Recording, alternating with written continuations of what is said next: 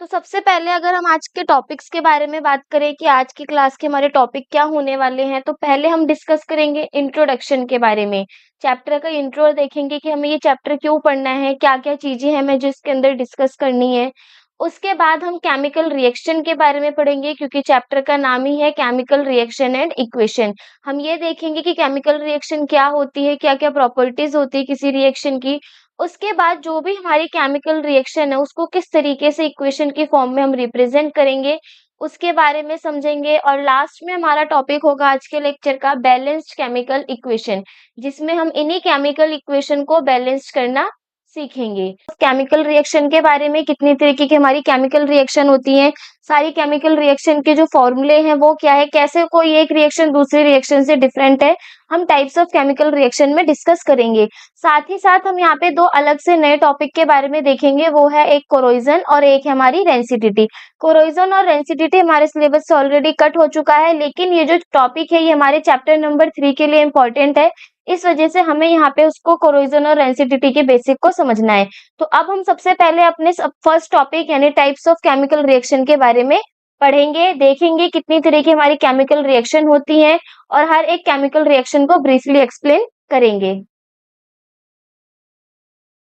अब एक-एक करके हम सारे टॉपिक्स को कवर करेंगे और अपने आज के लेक्चर को यहीं पर फिनिश करेंगे। तो सबसे पहले हम बात करेंगे इंट्रोडक्शन के बारे में। इंट्रोडक्शन में हमें क्या पढ़ना है? इंट्रोडक्शन में बोला गया है most of the substance around us undergoes various changes. देखो हम लोगों ने देखा होगा कि हमारे सराउंडिंग्स में जितने सारे भी सब्सटेंस हैं उसमें हम चेंजेस देखते हैं, जैसे लोहे के ऊपर जंग लगना हो गया, जो हमारे फ्रूट्स हो गए, वेजिटेबल्स हो गए, वो कुछ टाइम ड्यूरेशन के बाद सड़ने लगते हैं। जो हमारे फूड हो गया, वो जब उसमें ज्यादा हीट प्रोवाइड हो जाती है, मतलब गर्मियों के मौसम में हम देखेंगे कि वो सड़ने लगता है, उसमें से स्मेल आने लगती है।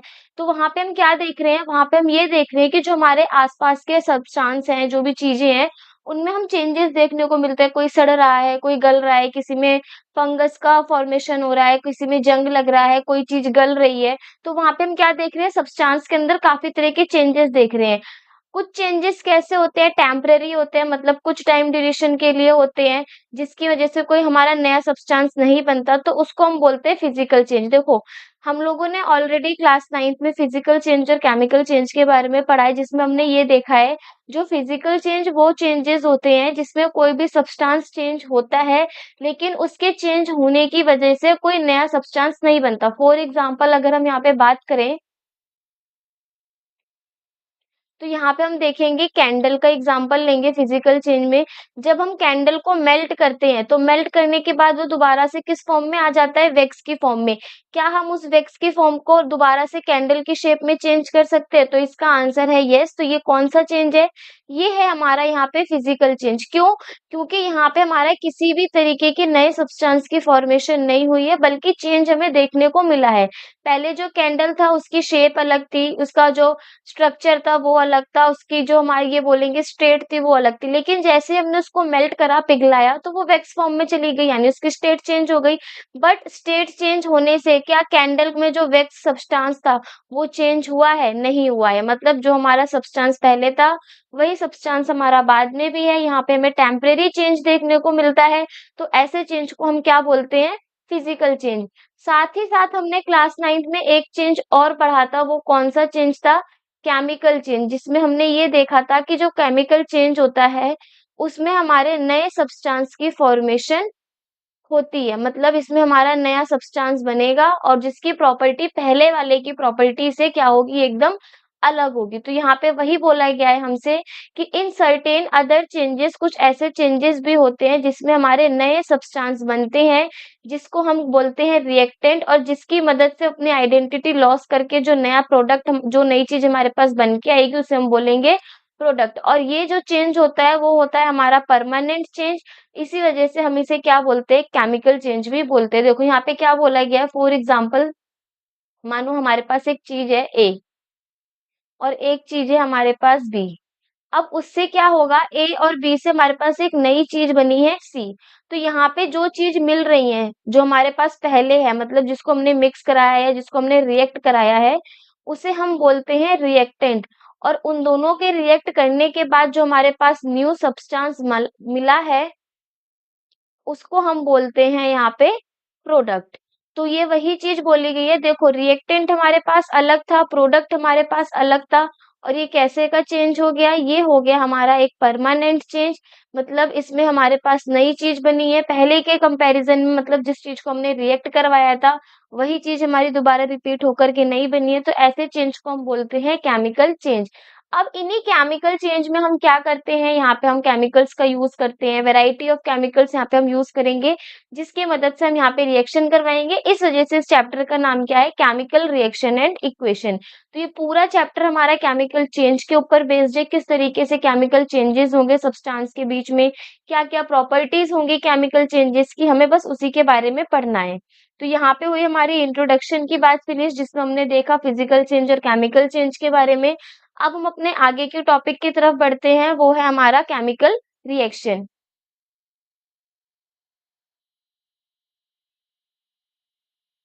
अब बारी आती है केमिकल रिएक्शन की। केमिकल रिएक्शन क्या होता है, हम उसके बारे में देखेंगे। तो देखो जैसे हमने अभी केमिकल चेंजेस के बारे में देखा था कि केमिकल चेंजेस में हम क्या कर रहे थे, 2 चीज़ हमारे पास रिएक्ट कर रही थी, उसके मिलने से हमारे पास एक नई चीज़ की जनरेशन हुई थी, मतलब एक नया सब्सटेंस बन रहा था जिसको हमने क्या नाम दिया था, प्रोडक्ट। तो उसी तरीके से यहाँ पे भी हम देखेंगे केमिकल रिएक्शन क्या होता है। A chemical reaction is a process where one or more substances changes into one or more new substance, मतलब देखो इसमें होगा क्या, हमारे पास 2 या 2 से ज़्यादा सब्सटेंस होंगे, वो आपस में रिएक्ट करेंगे और उनके रिएक्ट करने से हमारे पास एक नया सब्सटेंस मिलेगा जिसको हम क्या बोलते हैं, प्रोडक्ट। तो एक चीज़ हमें यहाँ पे ये याद रखनी है कि रिएक्टेंट किसे बोला जाता है और प्रोडक्ट किसे बोला जाता है।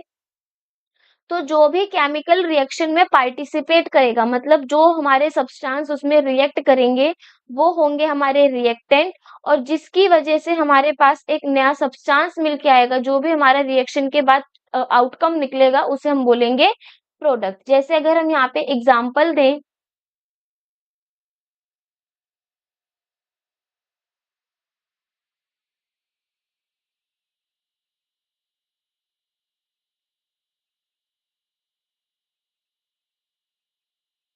फॉर एग्जांपल मानते देख हम यहाँ पे एग्जांपल लेंगे, हमारी जो H2 गैस है और O2 गैस है, जब ये रिएक्ट करते हैं तो हमारे किसका फॉर्मेशन होता है, H2O यानी वाटर का फॉर्मेशन होता है। तो यहाँ पे हमने क्या देखा, किन किन चीजों, कौन कौन सी गैस ने रिएक्ट करा, H2 और O2 यानी हाइड्रोजन और ऑक्सीजन, ये दोनों गैसेस है जिन्होंने रिएक्ट करा, तो इन्हें हम क्या बोलेंगे, इन्हें हम बोलेंगे रिएक्टेंट। और इन दोनों के रिएक्ट करने की वजह से जो भी हमारे पास नई चीज बन के आई है, जो हमारा क्या है, H2O, जिसे हम क्या बोलते हैं, वाटर, तो ये हमारा क्या हो जाएगा, प्रोडक्ट। एक चीज हमेशा याद रखनी है इसमें कि जो हमारा रिएक्टेंट होता है वो LHS में लिखा जाता है और जो हमारा प्रोडक्ट होता है वो हमेशा आरएचएस में लिखा जाता है, मतलब लेफ्ट हैंड साइड में जो भी हमारे सब्सटेंस होंगे उसे हम बोलेंगे रिएक्टेंट और जो भी हमारे राइट हैंड साइड में सब्सटेंस होंगे उसे हम क्या बोलेंगे, प्रोडक्ट। तो ये है हमारी बेसिक सी केमिकल रिएक्शन की इक्वेशन, केमिकल रिएक्शन की डेफिनेशन, जिसमें हमें बस इतना याद रखना है कि जब 2 या 2 से ज्यादा सब्सटेंस आपस में चेंज होते हैं तो वो एक नई चीज का फॉर्मेशन करते हैं जिसको हम क्या बोलते हैं, प्रोडक्ट। अब अगर हम यहाँ पे देखो, हमने केमिकल रिएक्शन के बारे में पता कर लिया। अब अगर हमसे कोई पूछे कि केमिकल रिएक्शन में अगर हमें कैसे पता चलेगा कि कहीं पे कोई केमिकल रिएक्शन हुई है, तो हमें एक चीज याद रखनी है डिटरमाइन करने के लिए कि क्या कंडीशंस हो सकती है जहां से हमें पता चलेगा।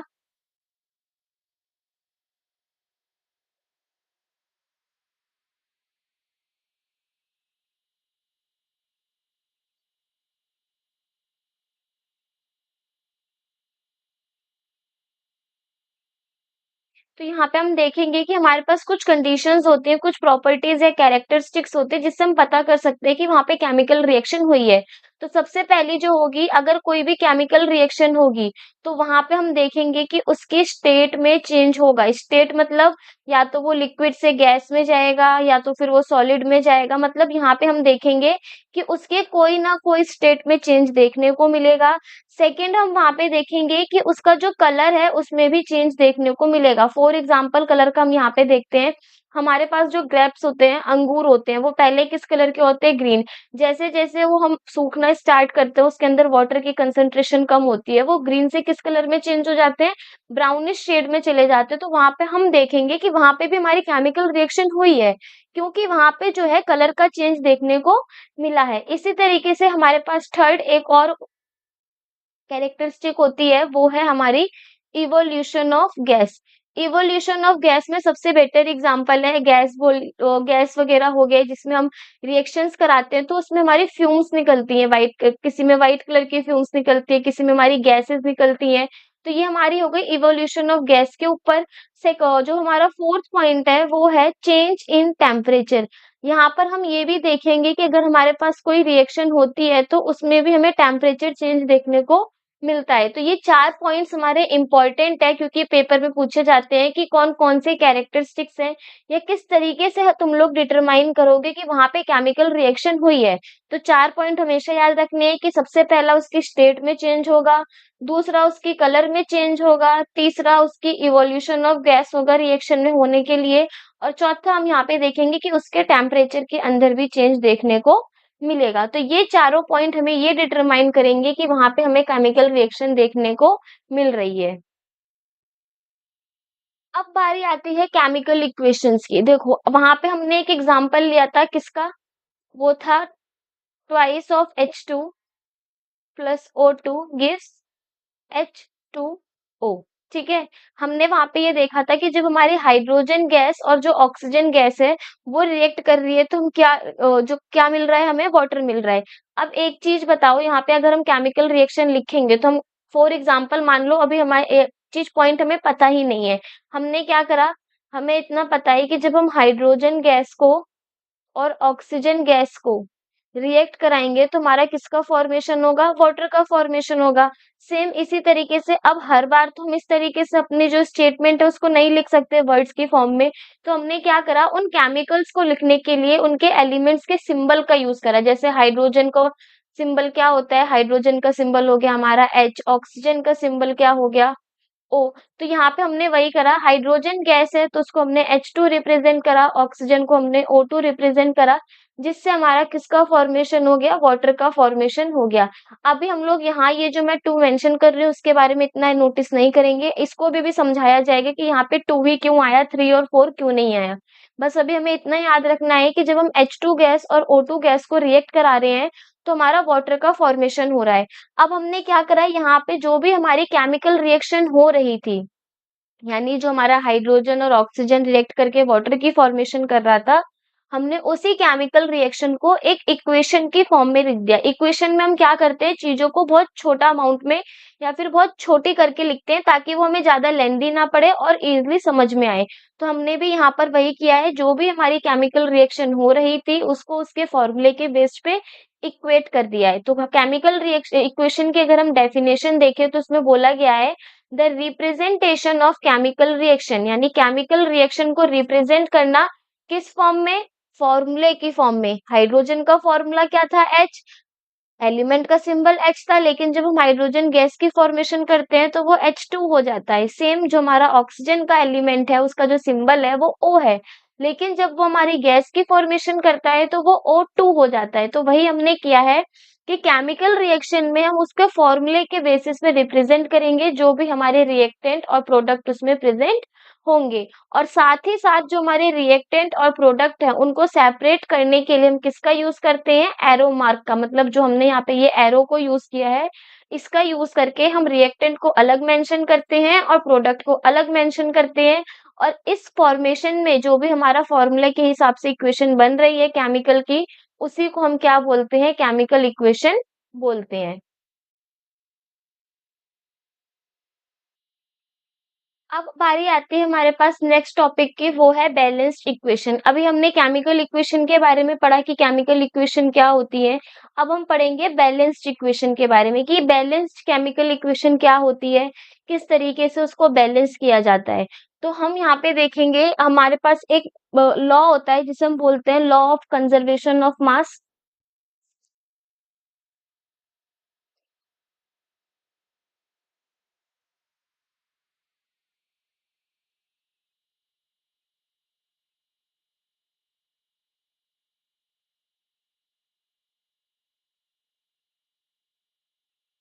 लॉ ऑफ कंजर्वेशन ऑफ मास क्या स्टेटमेंट बोलता है? उसमें हमने ये पढ़ा था कि मास can neither be created nor be destroyed. जो हमारा लॉ ऑफ कंजर्वेशन ऑफ मास है उसकी स्टेटमेंट यही है कि मास can neither be created nor be destroyed. मतलब किसी भी केमिकल रिएक्शन के अंदर हम ना ही तो मास को बना सकते हैं, ना ही तो मास को घटा सकते हैं। तो यहाँ पे भी हम देखेंगे जो हमारा बैलेंस्ड इक्वेशन है, तो हमें किसी भी केमिकल रिएक्शन को बैलेंस करने की जरूरत क्यों पड़ी? सबसे पहले तो क्वेश्चन ये आता है कि हम लोग नॉर्मल केमिकल रिएक्शन भी तो लिख सकते थे। H2 को O2 के साथ रिएक्ट कराया, हमारा वाटर का फॉर्मेशन हो गया।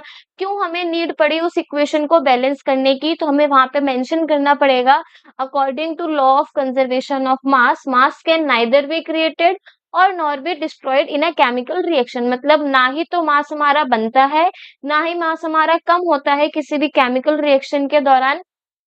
तो इस वजह से जब भी हमारे कोई केमिकल रिएक्शन होगी तो उसमें जितने भी नंबर ऑफ एटम हमारे रिएक्टेंट में प्रेजेंट होंगे, उतने ही नंबर ऑफ एटम हमारे किस में भी प्रेजेंट होने चाहिए, प्रोडक्ट में भी प्रेजेंट होने चाहिए।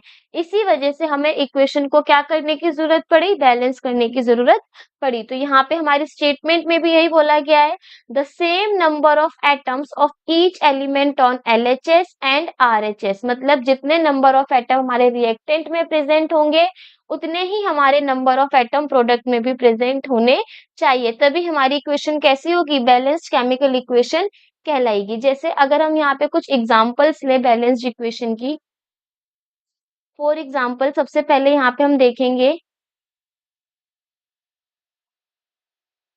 हमारे पास रिएक्शन है Zn plus H2SO4 gives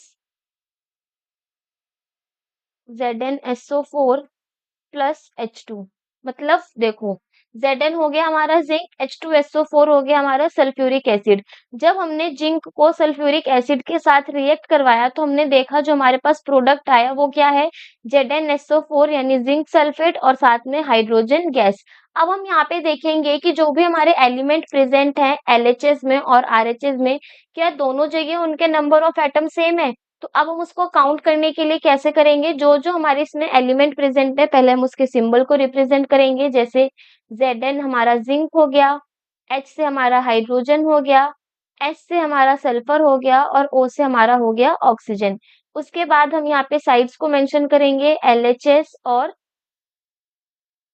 RHS।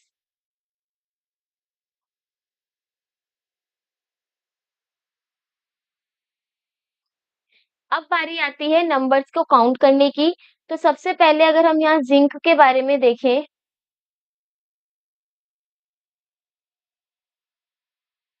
तो जिंक में लेफ्ट हैंड साइड में हमारा जो जिंक है वो अकेला प्रेजेंट है, यानी इसमें Zn कितना हो गया? 1। सेम अगर RHS में भी देखें तो Zn क्या है? सिंगल प्रेजेंट है, यानी इसका भी अमाउंट यहाँ पे कितना हो गया? 1। अब बारी आती है हाइड्रोजन की। हाइड्रोजन को अगर हम यहाँ देखें, H के नीचे कितना लिखा है? 2, यानी यहाँ पे इसके कितने एटम्स हैं? 2। सेम RHS में देखेंगे तो यहाँ पे भी हमारे हाइड्रोजन के एटम कितने हो गए? 2। अब बारी आती है सल्फर की। सल्फर हमारा यहाँ पे सिंगल प्रेजेंट है, यानी इसके नंबर ऑफ एटम 1 हुए। आरएचएस में भी हम देखेंगे हमारा सल्फर एक प्रेजेंट है, तो इसके भी नंबर ऑफ एटम्स कितने हो गए? 1। अब बारी आती है लास्ट में ऑक्सीजन की। ऑक्सीजन के जो हमारे नंबर ऑफ एटम्स हैं वो एलएचएस में 4 हैं और आरएचएस में भी 4। यहाँ पर अगर हम एक चीज नोटिस करें तो देखेंगे एलएचएस और आरएचएस सब कंडीशंस में हमारा सेम है, तो यहाँ पे हमें बैलेंस करने की जरूरत नहीं है। तो यहाँ पे हम लिख देंगे कि ये रिएक्शन कैसी है? ऑलरेडी बैलेंस्ड इक्वेशन है। अगर यहाँ पे हमारे जिंक में या H2 में या फिर सल्फर या ऑक्सीजन में किसी में भी हमारे 1 या 2 नंबर ऑफ एटम्स कम होते हैं तो वहां पे हम उसको बैलेंस करते हैं। लेकिन यहाँ पे हमारी ये ऑलरेडी बैलेंस है, तो हमें यहाँ पे किसी भी तरीके के नंबर में अप एंड डाउन चेंज करने की जरूरत नहीं है। एक और एग्जांपल लेंगे केमिकल रिएक्शन का। फॉर एग्जाम्पल Fe यानी आयरन को जब हम हीट कर रिएक्ट कराते हैं वाटर के साथ तो हमारा किसका फॉर्मेशन होता है? Fe3O4 यानी फेरिक ऑक्साइड, साथ ही साथ कौन सी गैस रिलीज होती है? हाइड्रोजन गैस रिलीज होती है। अब हम यहाँ पे क्या करेंगे? इस इक्वेशन को बैलेंस करेंगे। तो बैलेंस करने के लिए सबसे पहले जो भी हमारे पास एलिमेंट प्रेजेंट है उसको लिखना है, यानी Fe, H और O। उसके बाद LHS और RHS यानी लेफ्ट हैंड साइड और राइट हैंड साइड में हम कंपेयर करेंगे कि नंबर ऑफ एटम्स हमारे LHS में कितने हैं और RHS में कितने हैं।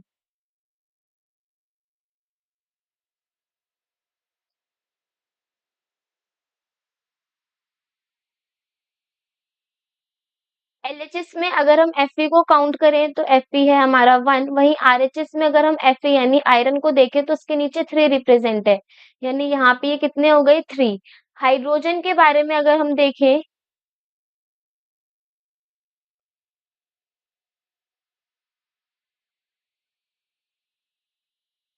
LHS में हमारे हाइड्रोजन है 2 एंड अगेन हमारे जो आरएचएस में हाइड्रोजन है वो भी कितने हैं? 2।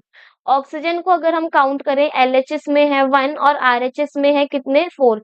अगर हम यहाँ पे दोनों को मैच करें तो हमें सिर्फ ये देखने को मिलेगा जो हाइड्रोजन के एटम्स हैं वही हमारे एलएचएस और आरएचएस में सेम है, बाकी के जो हमारे एटम्स हैं वो सेम नहीं है।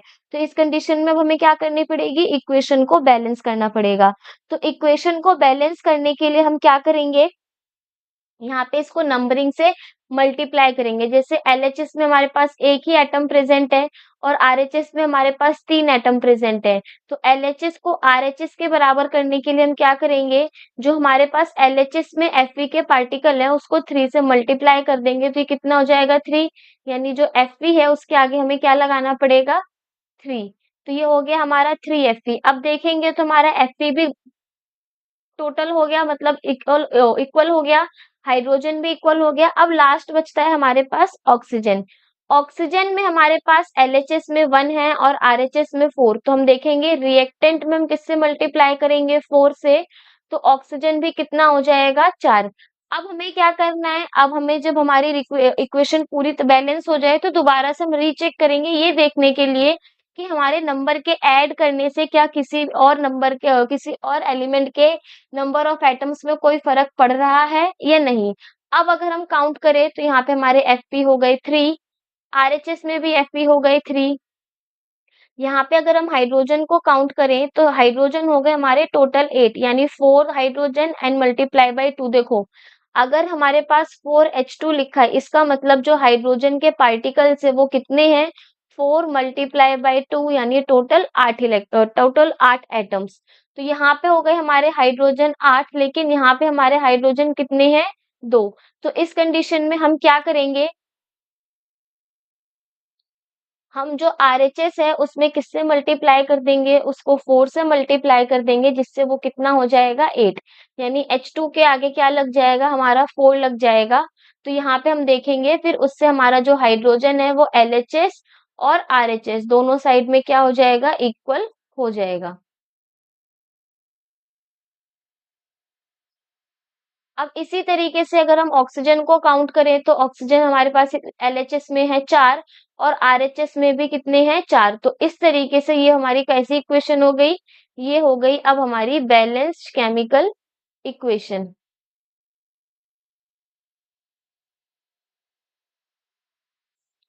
और जिस मेथड से, मतलब ये जो हम जिस मेथड से अपनी इक्वेशन को बैलेंस कर रहे हैं उस मेथड को हम बोलते हैं hit and trial method.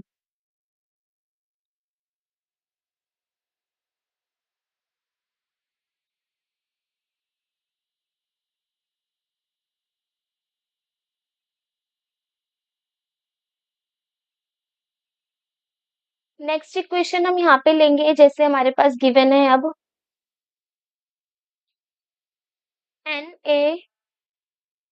Na2S यानी सोडियम सल्फाइड प्लस HCl को जब हम रिएक्ट कराते हैं तो हमारा इससे बनता है NaCl यानी सोडियम क्लोराइड, साथ ही साथ हाइड्रोजन सल्फाइड यानी H2S। अब हम इसको बैलेंस करेंगे। सेम कॉन्सेप्ट, सबसे पहले एलिमेंट्स को लिखना है, यानी NaSH और Cl। Na हो गया हमारा सोडियम, S हो गया हमारा सल्फर, H हो गया हमारा हाइड्रोजन और Cl हो गया हमारा इसमें क्लोराइड। तो अब हम क्या करेंगे, यहाँ पे इसके LHS और RHS में नंबर ऑफ एटम्स को काउंट करेंगे।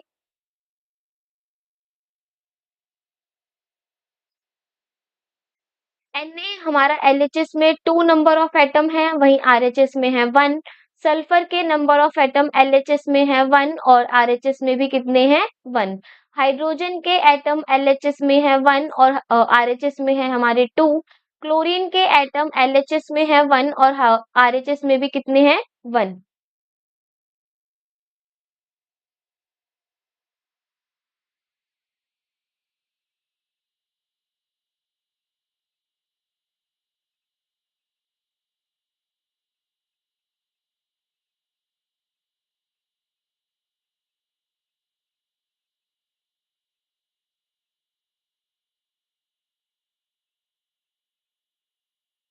अब हम यहाँ पे देखेंगे कि हमारे पास जो सल्फर और क्लोरीन है, सिर्फ इन्हीं 2 एटम, जो हमारे पास यही 2 एलिमेंट्स हैं जिनके नंबर ऑफ एटम्स हमारे बैलेंस है। बाकी सोडियम और हाइड्रोजन हमारे अभी भी बैलेंस नहीं है, तो अब हम क्या करेंगे, इसको बैलेंस करने के लिए सोडियम में देखेंगे कि वो लेफ्ट हैंड साइड में नंबर जो है वो 2 है, लेकिन राइट हैंड साइड में कितने हैं, सिर्फ और सिर्फ 1। तो इसको अगर हम 2 से मल्टीप्लाई कर देंगे, यानी राइट हैंड साइड में Na के आगे अगर हम 2 पुट कर देंगे, तो सोडियम हमारे कितने हो जाएंगे, LHS और RHS में टोटल 2।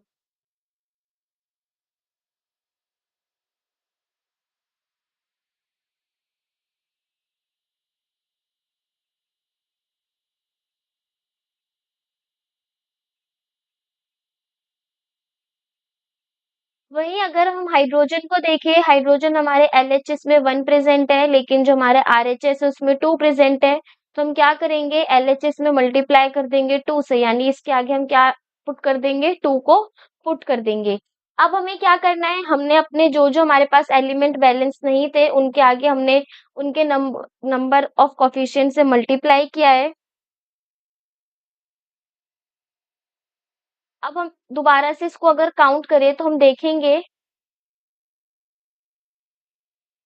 कि जो Na है वो हमारा LHS में भी 2 है, RHS में भी 2 है। सल्फर हमारा LHS में भी 1 है और RHS में भी कितना है, 1।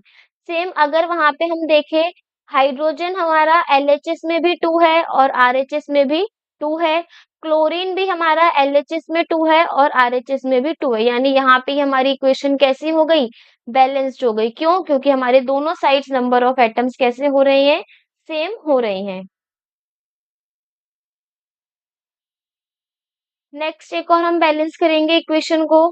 थर्ड हमारे पास दे रखी है H2SO4 यानी सल्फ्यूरिक एसिड को जब हम रिएक्ट कराएंगे Li2S यानी लिथियम सल्फाइड से, तो हमारा क्या आएगा, रिएक्शन में प्रोडक्ट के अंदर वो होगा हमारा H2S यानी हाइड्रोजन सल्फाइड प्लस Li2SO4 यानी लिथियम सल्फेट। अब हम क्या करेंगे, यहाँ पे सेम नंबर ऑफ एटम्स को बैलेंस करेंगे। सबसे पहले एलिमेंट्स लिखेंगे कौन कौन से प्रेजेंट है, हाइड्रोजन, सल्फर, ऑक्सीजन और लिथियम।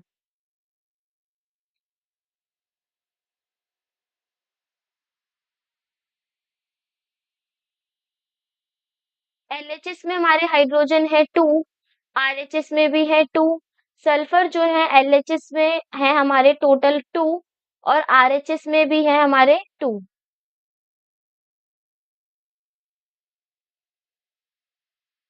यहाँ पे हमारे जो नंबर ऑफ एलिमेंट्स हैं वो है सल्फाइड। देखो, यहाँ पे हम SO4 सल्फेट है, यानी इसको हम एक अलग लेके चलेंगे। SO4 एक हमारा एलिमेंट हो गया, लिथियम एक एलिमेंट हो गया और सल्फाइड हमारा एक अलग एलिमेंट हो गया। तो यहाँ पे अगर हम SO4 देखें, LHS में है हमारे 1 और RHS में भी कितना है, 1। क्योंकि देखो SO4 हमारा इस तरीके से लिखा है, अगर ये हमारे 2 होते तो इसको हम ब्रैकेट के अंदर लिख के नीचे 2 रिप्रेजेंट करते, लेकिन यहाँ पे हमारे 1 ही है। तो SO4 हमारा LHS और RHS दोनों साइड क्या है, 1 अमाउंट में है। सेम सल्फर, सल्फर को देखेंगे LHS में भी 1 और RHS में भी 1 और लिथियम हमारा LHS में 2 और RHS में 2। यहाँ पर हम देखेंगे कि हमारे सारे एलिमेंट्स इक्वल हैं, तो ये भी इक्वेशन हमारी कैसी हो गई, एक balanced chemical equation.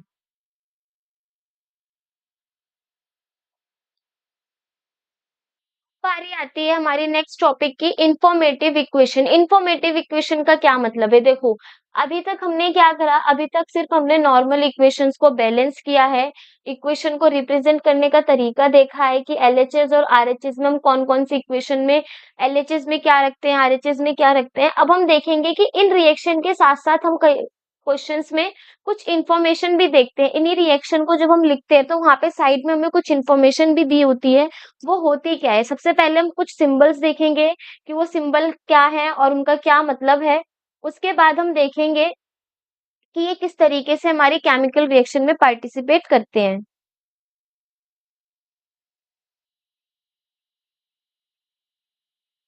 Informative equation में जो हमारा रिप्रेजेंटेशन होता है किसी भी केमिकल इक्वेशन में फिजिकल स्टेट का होता है। जैसे सिंबल्स दे रखे हैं हमारे पास यहाँ पे। सबसे पहला सिंबल क्या है? अगर किसी भी केमिकल इक्वेशन में किसी भी एलिमेंट के बगल में एस करके कुछ रिप्रेजेंट होगा, इसका मतलब ये है कि वो जो हमारा एलिमेंट है वो किस फॉर्म में है? सॉलिड फॉर्म में। अगर एल है तो वो होगा हमारा लिक्विड फॉर्म में। इफ वहां पे हमारा जी प्रेजेंट है, अगर वहां पे हमारा स्मॉल जी प्रेजेंट है तो वो होगा हमारा गैस की रिप्रेजेंटेशन। अगर वहाँ पे हमारा एक्यू यानी एक्वस प्रेजेंट है तो वहाँ पे ये बोला गया है कि जो भी सॉल्यूशन है वो कैसा है? वाटर सॉल्युबल यानी वो वाटर में मिक्स हो सकता है। अगर हमारे पास उसकी एरो नीचे करके गिवन है, इसका मतलब ये है कि वहाँ पे किसकी फॉर्मेशन हो रही है? प्रेसिपिटेट की फॉर्मेशन हो रही है।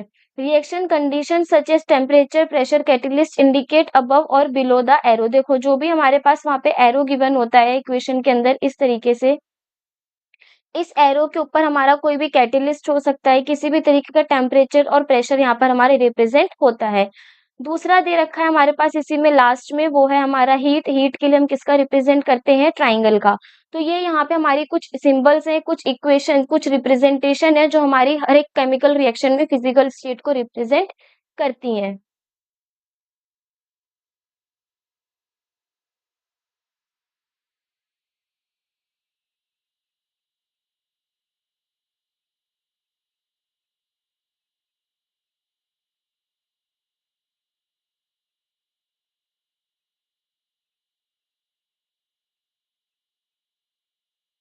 फॉर एग्जाम्पल यहाँ पे जैसे हम लोगों ने यहाँ पे एक एग्जाम्पल लिया था कि twice of H2 plus O2 gives H2O।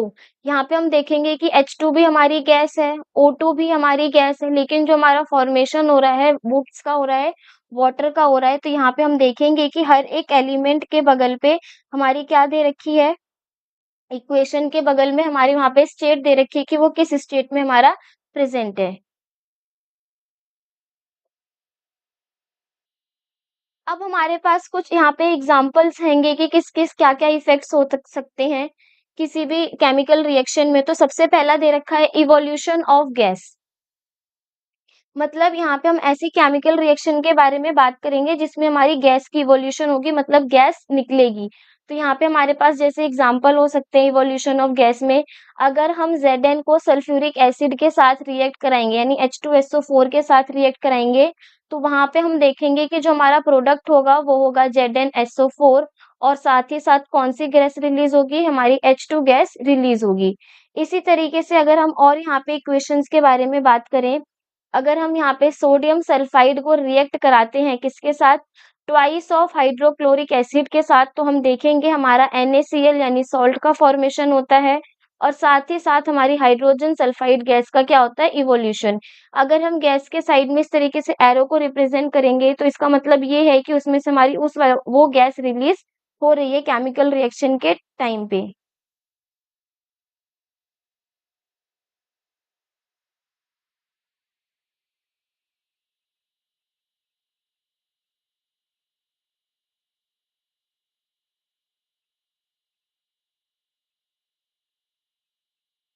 Next हमारे पास दे रखा है इफेक्ट ऑफ केमिकल रिएक्शन में, वो है फॉर्मेशन ऑफ प्रेसिपिटेट। तो फॉर्मेशन ऑफ प्रेसिपिटेट में क्या होगा?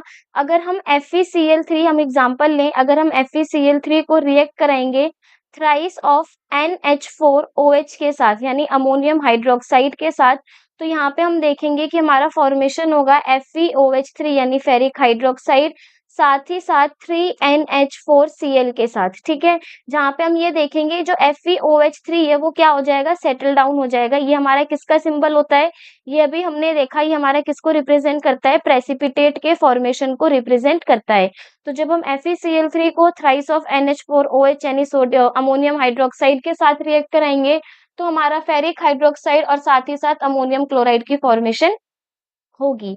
अगर इसे हम एक और एग्जांपल लें, एक है हमारा CuSO4, इसको जब हम रिएक्ट कराएंगे H2S हाइड्रोजन सल्फाइड के साथ, तो हमारा बनेगा कॉपर सल्फाइड और साथ ही साथ H2SO4 यानी सल्फ्यूरिक एसिड, जिसमें जो हमारा CuS है वो क्या हो जाएगा, वो हमारा प्रेसिपिटेट की फॉर्मेशन को करेगा। तो यहाँ पे हमने दो इफेक्ट्स देख लिए केमिकल रिएक्शन के, जिसमें एक है हमारा इवोल्यूशन ऑफ गैस और दूसरा है हमारा फॉर्मेशन ऑफ प्रेसिपिटेट, ठीक है?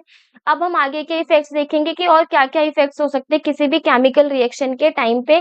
2 इफेक्ट तो हमने ऑलरेडी डिस्कस कर लिए, अब आगे के इफेक्ट्स के बारे में पढ़ेंगे।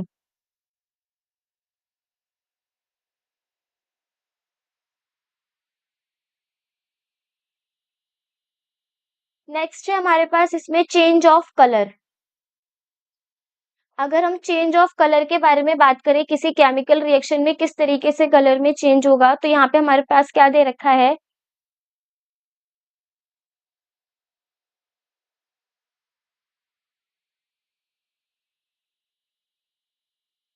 हमारे पास 2 बीकर के बने हैं, जिसमें हम देखेंगे कि एक बीकर के अंदर हमारे पास आयरन नेल है और किसका सॉल्यूशन है, CuSO4 का सॉल्यूशन है। जब हमने CuSO4 के सॉल्यूशन में आयरन नेल को डाला, यानी जब हमने Fe को किसके साथ रिएक्ट कराया, CuSO4 के साथ रिएक्ट कराया, तो हमने देखा जो हमारा ब्लू कलर का सॉल्यूशन है वो किस कलर में चेंज हो गया, ग्रीन कलर में चेंज हो गया और हमारा फॉर्मेशन किसका हुआ, FeSO4 का, और Cu जाके हमारा नेल पे डिपॉजिट हो गया। तो यहाँ पे हम देखेंगे कि जो हमारा ब्लू कलर का सॉल्यूशन था वो किस कलर में चेंज हो गया, वो हमारा ग्रीन कलर के सॉल्यूशन में चेंज हो गया। इससे हम ये देख सकते हैं कि यहाँ पे हमारे केमिकल रिएक्शन में चेंज ऑफ कलर हमें रिप्रेजेंट होता हुआ दिखाई दे रहा है। तो यहाँ पे हमारे 3 इफेक्ट्स हो गए। नेक्स्ट वन अपने अगले इफेक्ट पे चलेंगे। तो नेक्स्ट इफेक्ट है हमारा चेंज इन टेम्परेचर। हम यहाँ पे देखेंगे कि टेम्परेचर में किस तरीके से चेंज हो रहा है। तो देखो टेम्परेचर के चेंज में क्या दे रखा है, हमारे पास एक टेस्ट ट्यूब है जिसमें हमने H2SO4 और NaOH को रिएक्ट करवाए। रिएक्ट करने के बाद हम देखेंगे कि जो हमारा टेस्ट ट्यूब है इसमें से हमारी हीट रिलीज होना स्टार्ट होगी, वो गर्म होना स्टार्ट होगी। तो यहाँ पे हम क्या देख रहे हैं, यहाँ पे हम ये देख रहे हैं कि उसका जो टेम्परेचर है वो क्या कर रहा है, वो इंक्रीज कर रहा है। तो इससे हमें चेंज इन टेम्परेचर देखने को मिलेगा।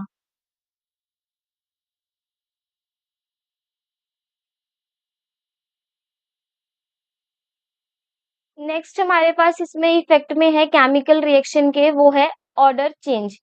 ऑर्डर चेंज में हमारे पास दे रखा है over time the egg starts given of a bad order, this is a result of a chemical reaction. देखो क्या होता है, जो हमारा एग होता है कुछ टाइम के बाद हमें उसमें से क्या आने लगती है, स्मेल आने लगती है। तो यहाँ पर भी हम देखेंगे कोई भी हमारा फूड हो गया, इसमें सबसे बेटर एग्जांपल है हमारे खाने का, जो हम देख सकते हैं अपनी नॉर्मल लाइफ में कि जो हमारा फूड है वो कुछ टाइम के बाद क्या हो जाता है, उसमें से स्मेल आने लगती है, उसमें जो टेम्परेचर की वजह से है वो सड़ने लगता है। तो वहां पे हम क्या देखते हैं कि वहां पे हमारा जो भी प्रोडक्ट है उसमें क्या आ रही है, स्मेल आ रही है, उसमें किस तरीके का ऑर्डर चेंज हो रहा है। तो ये भी हमारी क्या हो गई, केमिकल रिएक्शन के इफेक्ट्स हो गए। तो सबसे पहला टॉपिक हुआ हमारा टाइप्स ऑफ केमिकल रिएक्शन। तो अगर हम केमिकल रिएक्शन के टाइप्स के बारे में बात करें, तो यहाँ पे हमारी काफी तरीके की केमिकल रिएक्शन होती हैं। तो जो हमें आज के चैप्टर में कंप्लीट करने हैं, हम उनके बारे में सिर्फ देखेंगे। तो सबसे पहली केमिकल रिएक्शन है हमारी कॉम्बिनेशन रिएक्शन।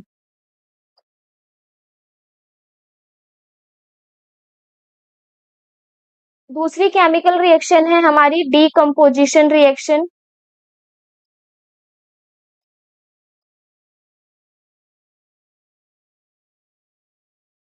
तीसरा टाइप है हमारा केमिकल रिएक्शन का, वो है हमारा डिस्प्लेसमेंट रिएक्शन।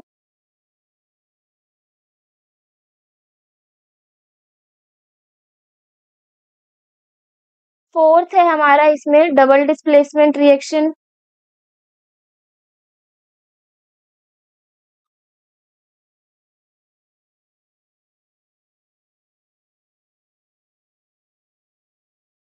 देन फिफ्थ हमारी रिएक्शन है इसमें टाइप्स ऑफ रिएक्शन में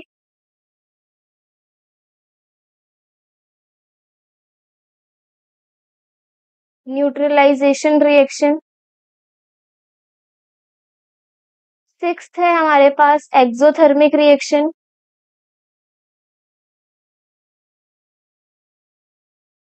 देन सेवेंथ है हमारे पास एंडोथर्मिक रिएक्शन।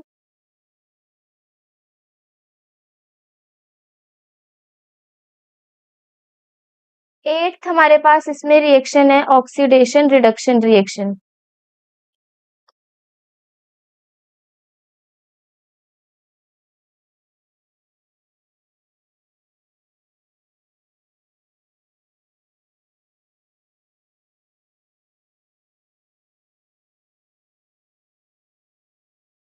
जिसको हम रिडॉक्स रिएक्शन भी बोलते हैं।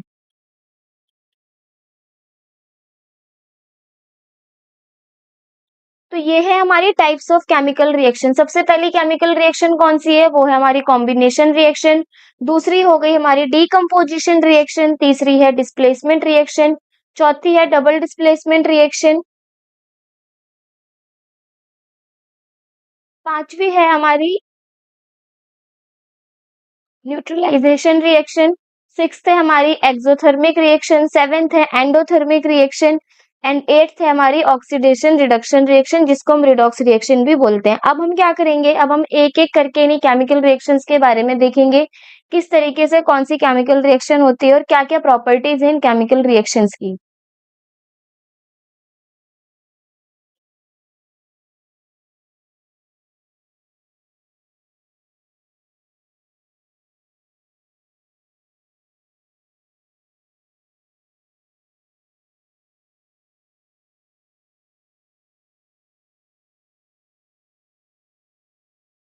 फर्स्ट रिएक्शन है हमारी कॉम्बिनेशन रिएक्शन। तो कॉम्बिनेशन रिएक्शन क्या होता है?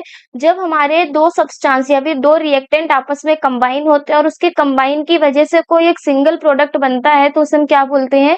Chemical combination reaction. जैसे यहाँ पे दे रखा है, a reaction in which two or more reactants combine to form a single product is called chemical combination reaction. मतलब अगर हमारे दो या दो से ज्यादा रिएक्टेंट आपस में कंबाइन करते हैं, जुड़ते हैं और जिनकी मदद से हमारा एक नए सब्सटेंस का फॉर्मेशन होता है, एक नया प्रोडक्ट बनता है, उसी को हम बोलते हैं कॉम्बिनेशन रिएक्शन। वैसे तो ये हमें नाम से भी पता चल रहा है, कॉम्बिनेशन का मतलब क्या होता है? जब हम चीजों को कंबाइन करते हैं, जोड़ते हैं। तो यहाँ पे किसका कॉम्बिनेशन हो रहा है? यहाँ पे हो रहा है हमारे रिएक्टेंट का कॉम्बिनेशन, यानी रिएक्टेंट हमारे कंबाइन होंगे और कंबाइन होके क्या बनाएंगे? एक सिंगल प्रोडक्ट बनाएंगे। हमेशा याद रखना कि जो हमारा कॉम्बिनेशन रिएक्शन होगा उसमें सिंगल प्रोडक्ट की ही फॉर्मेशन होगी। ये हमारा एक रिएक्शन को पहचानने का तरीका है कि कॉम्बिनेशन रिएक्शन में क्या होगा, हमेशा सिंगल प्रोडक्ट बनेगा और दो या दो से ज्यादा हमारे क्या होंगे? रिएक्टेंट होंगे, जो आपस में कंबाइन करके एक सिंगल प्रोडक्ट को बनाएंगे। अब हमारे पास यहाँ नीचे देखो एक फिगर दे रखी है, जिसमें क्या दिखाया गया है? हमारे पास ए एक सब्सटेंस है, बी एक सब्सटेंस है, मतलब ए और बी हमारे क्या हो गए? रिएक्टेंट हो गए। जब ये दोनों हमारे रिएक्ट करके कंबाइन करेंगे, तो इससे हमारे एक न्यू प्रोडक्ट की फॉर्मेशन हो रही है, जिसे हम क्या बोल रहे हैं? एबी। एबी क्या हो गया? हमारा प्रोडक्ट हो गया। लेकिन यहाँ पे हम देखेंगे हमारे पास रिएक्टेंट कितने हैं? वन और टू, यानी दो रिएक्टेंट मिलके एक सिंगल प्रोडक्ट की फॉर्मेशन कर रहे हैं, जिसका नाम है एबी। तो ये हमारी कौन सी रिएक्शन हो गई? ये हो गई हमारी कॉम्बिनेशन रिएक्शन।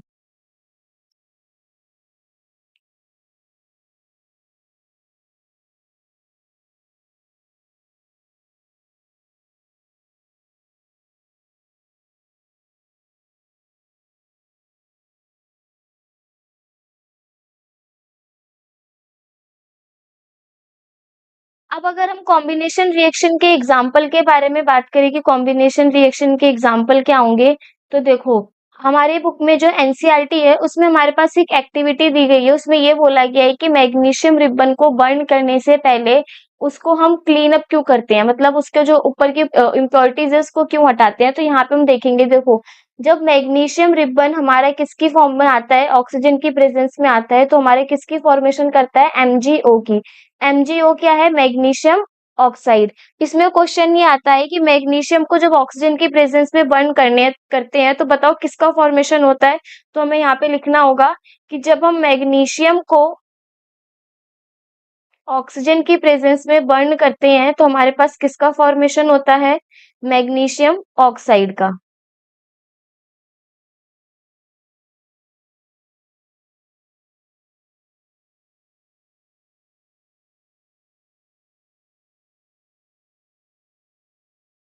ऐसे ही हमारे पास एक और एग्जाम्पल है, जब हम कार्बन को ऑक्सीजन की प्रेजेंस में बर्न करेंगे तो हम यहाँ पे क्या देखेंगे कि वो किसकी फॉर्मेशन कर लेता है, CO2 की। CO2 क्या है, CO2 हमारी एक तरीके की गैस है जिसका नाम क्या है, कार्बन डाइऑक्साइड। मतलब जब हम कार्बन को ऑक्सीजन की प्रेजेंस में रिएक्ट कराते हैं तो हमारी किसकी फॉर्मेशन होती है, कार्बन डाइऑक्साइड की। तो यहाँ पे हमने क्या देखा, यहाँ पे हमने ये देखा हमारे पास कितने रिएक्टेंट आ रहे हैं, 2 रिएक्टेंट आ रहे हैं जिसकी मदद से हमारा एक प्रोडक्ट की फॉर्मेशन हो रही है। तो ये दोनों हो गए हमारे किसके रिएक्शन के एग्जाम्पल, कॉम्बिनेशन रिएक्शन के एग्जाम्पल।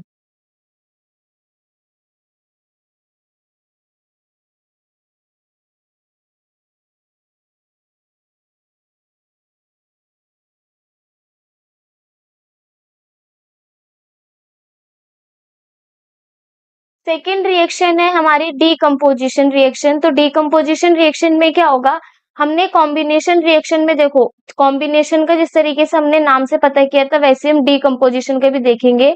डीकम्पोजिशन का मतलब होता है किसी चीज का ब्रेक डाउन होता है, डीकम्पोज होना, टूटना। तो यहाँ पे क्या होगा, एक सिंगल प्रोडक्ट तुम्हारा दो या दो से ज्यादा प्रोडक्ट में टूटेगा। तो यहाँ पे भी हम देखेंगे ये हमारा किसका अपोजिट हो गया, ये हो गया हमारा कॉम्बिनेशन रिएक्शन का opposite. A reaction in which a single reactant break down to form two or more product is known as decomposition reaction। मतलब ऐसी रिएक्शन जिसमें हमारा एक सिंगल रिएक्टेंट ब्रेक हो करके दो या दो से ज्यादा प्रोडक्ट की फॉर्मेशन को करेगा, उसी को हम बोलेंगे डीकम्पोजिशन रिएक्शन। अब हमारे पास नीचे एक फिगर दी गई है जिसमें क्या दिखाया गया है, देखो हमारे पास एक इसमें ब्लू कलर की बॉल है और एक हमारे पास इसमें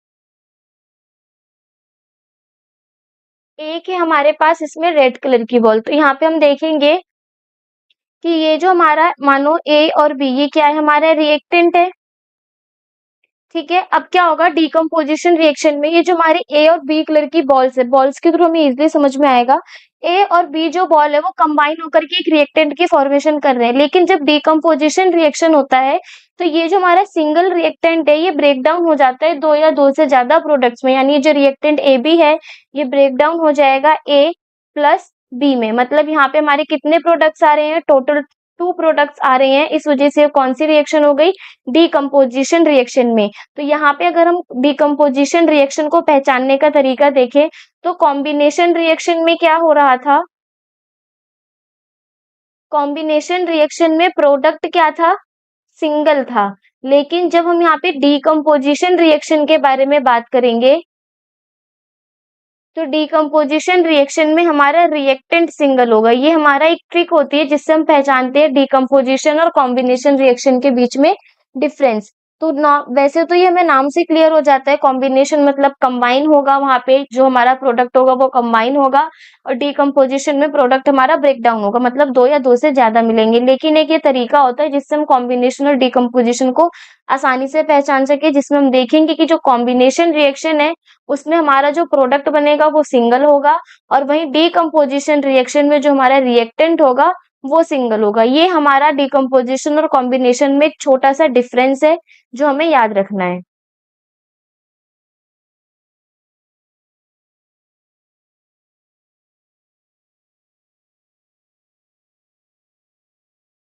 अब बारी आती है टाइप्स ऑफ डीकम्पोजिशन रिएक्शन की। तो देखो जो हमारा डीकम्पोजिशन रिएक्शन होता है उसके 3 टाइप्स होते हैं। पहला है हमारा इसमें थर्मल डीकम्पोजिशन, दूसरा है हमारा इलेक्ट्रोलाइटिक डीकम्पोजिशन, और तीसरा है हमारा इसमें फोटोलाइटिक डीकम्पोजिशन। तो अब इन डीकम्पोजिशन में ये 3 टाइप का तो दे रखा है, लेकिन तीनों में डिफरेंस क्या है, देखो थर्मल का मतलब होता है हीट, वो डीकम्पोजिशन मतलब वो ब्रेकडाउन रिएक्शन के अंदर रिएक्टेंट का किसकी प्रेजेंस में, हीट की प्रेजेंस में। यानी अगर हम किसी भी रिएक्शन में हीट प्रोवाइड कर रहे हैं और सिंगल रिएक्टेंट हमारा मल्टीपल प्रोडक्ट में टूट रहा है तो वो हमारा थर्मल डीकम्पोजिशन कहलाएगा। वहीं अगर हम इलेक्ट्रोलाइटिक की बात करें तो इलेक्ट्रोलाइटिक में हम क्या करेंगे, इलेक्ट्रिसिटी की मदद से एक सिंगल रिएक्टेंट को मल्टीपल प्रोडक्ट में ब्रेक डाउन करेंगे। और वहां अगर हम फोटोलाइटिक के बारे में बात करें तो फोटोलाइटिक में हम लाइट की प्रेजेंस में एक सिंगल रिएक्टेंट को मल्टीपल प्रोडक्ट्स में ब्रेक डाउन करेंगे। तो ये है हमारे डीकम्पोजिशन रिएक्शन के टाइप्स। अब हमें क्या करना है, एक एक डीकम्पोजिशन रिएक्शन के टाइप्स के बारे में देखना है। सबसे पहले अगर हम यहाँ पे एक एग्जांपल लें डीकम्पोजिशन रिएक्शन का, नॉर्मल सा कि क्या डीकम्पोजिशन रिएक्शन में होगा, तो देखो यहाँ पे हमारे पास एक एग्जांपल दे रखा है। जब हम CaCO3 को क्या करेंगे, हीट करेंगे, तो हमें क्या मिलेगा, उसमें मिलेगा CaO प्लस में CO2। देखो CaCO3 क्या है, ये है हमारा इसमें कैल्शियम कार्बोनेट, और जो हमारा CaO है वो हो गया हमारा कैल्शियम ऑक्साइड, और साथ में CO2 हो गया हमारा कार्बन डाइऑक्साइड। तो यहाँ पे ये क्या देखने को मिला कि एक सिंगल रिएक्टेंट हमारा दो प्रोडक्ट में ब्रेक डाउन हो रहा है। अब हम क्या करेंगे, अब हम अपने टाइप्स ऑफ डिकम्पोजिशन रिएक्शन पे आते हैं। सबसे पहले हम डिस्कस करेंगे थर्मल डिकम्पोजिशन के बारे में। तो थर्मल डिकम्पोजिशन क्या होता है, थर्मल डिकम्पोजिशन का मतलब होता है जब हमारी डिकम्पोजिशन रिएक्शन किसकी प्रेजेंस में टेक प्लेस हो, प्रेजेंस ऑफ हीट में, यानी हीट की प्रेजेंस में अगर हम एक सिंगल रिएक्टेंट को मल्टीपल प्रोडक्ट में तोड़ेंगे तो वो हमारा क्या कहलाएगा, थर्मल डिकम्पोजिशन कहलाएगा। जैसे फॉर एग्जाम्पल हमारे पास दे रखा है PbNO32, ठीक है। PbNO32 को जब हम हीट करते हैं, यानी इसमें जब हीट करेंगे, इस कंपाउंड को हीट करने पे ये किसमें ब्रेक डाउन हो जाएगा, PbO प्लस में NO2 और साथ ही साथ O2। देखो जो हमारा PbNO3O2 है वो किस फॉर्म में है, सॉलिड फॉर्म में है। PbO जो है वो भी हमारा सॉलिड फॉर्म में बनेगा। NO2 और जो O2 होगा वो हमारे किस फॉर्म में आएंगे, गैसियस फॉर्म में आएंगे। अगर हम इसको बैलेंस करेंगे तो हम यहाँ पे ये देखेंगे कि जो हमारा PbNO32 है वहां पे हमारी RHS और LHS की वैल्यू हमारी डिफरेंट है। तो जब हम इसे बैलेंस करेंगे हमारी इक्वेशन होगी ट्वाइस ऑफ PbNO32, हीट की प्रेजेंस में twice of PbO plus 4 of NO2 plus में O2 बनाएगा। ये PbNO32 क्या है, ये है हमारा लेड नाइट्रेट, यानी लेड नाइट्रेट को जब हीट करेंगे तो इससे हमारी किसकी फॉर्मेशन होगी, lead oxide plus nitrogen dioxide और साथ ही साथ ऑक्सीजन की। तो देखो ये वाली जो हमारी रिएक्शन है ये इंपॉर्टेंट है क्योंकि ये पेपर में पूछी गई है। तो हमें थर्मल डिकम्पोजिशन के बारे में अब यहाँ से ये आइडिया लग गया कि ऐसी डिकम्पोजिशन रिएक्शन जो हमारी हीट की प्रेजेंस में हो उसे हम बोलेंगे थर्मल डिकम्पोजिशन रिएक्शन। अब हम अपनी नेक्स्ट रिएक्शन के बारे में पढ़ेंगे, वो है हमारी फोटोलाइटिक डिकम्पोजिशन रिएक्शन। फोटोलाइटिक मतलब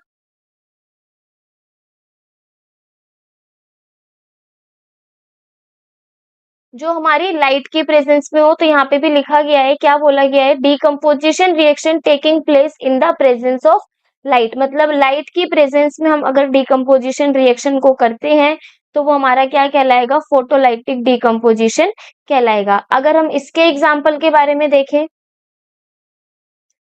तो इसका हमारे पास एक एग्जाम्पल है, AgCl को जब हम सनलाइट की प्रेजेंस में रखते हैं तो किसमें ब्रेक डाउन हो जाता है, वो हो जाता है हमारा Ag प्लस Cl2 में। देखो जो हमारा AgCl है वो व्हाइट कलर का होता है, लेकिन जब उसे हम सनलाइट के प्रेजेंस में रखेंगे तो वो Ag की फॉर्मेशन करेगा, और वही Ag हमारा किस कलर का होता है, ग्रे कलर का। तो इसको अगर हम बैलेंस करेंगे तो ये हो जाएगा हमारा twice of AgCl gives Ag plus Cl2। एक और है हमारा इसमें AgBr, जिसको जब हम सनलाइट की प्रेजेंस में रखते हैं तो वो भी हमारा क्या बनाता है, Ag प्लस Br2। यानी ये हो गया हमारा twice of Ag plus twice of 2Ag plus Br2। ये दोनों हमारे, ये जो है हमारी किसमें यूज किए जाते हैं, फोटोग्राफी में यूज किए जाते हैं। इसमें हमारे पास इससे रिलेटेड क्वेश्चन आता है कि ऐसी कौन सी रिएक्शन है जो हमारी फोटोग्राफी में यूज होती है। तो वहां पे हमें लिखना पड़ेगा ट्वाइस ऑफ AgCl को जब हम सनलाइट के प्रेजेंस में करेंगे तो वो Ag प्लस Cl2 बनाएगा। इसी तरीके से जब हम AgBr को सनलाइट के प्रेजेंस में रखेंगे तो वो Ag प्लस Br2 बनाएगा।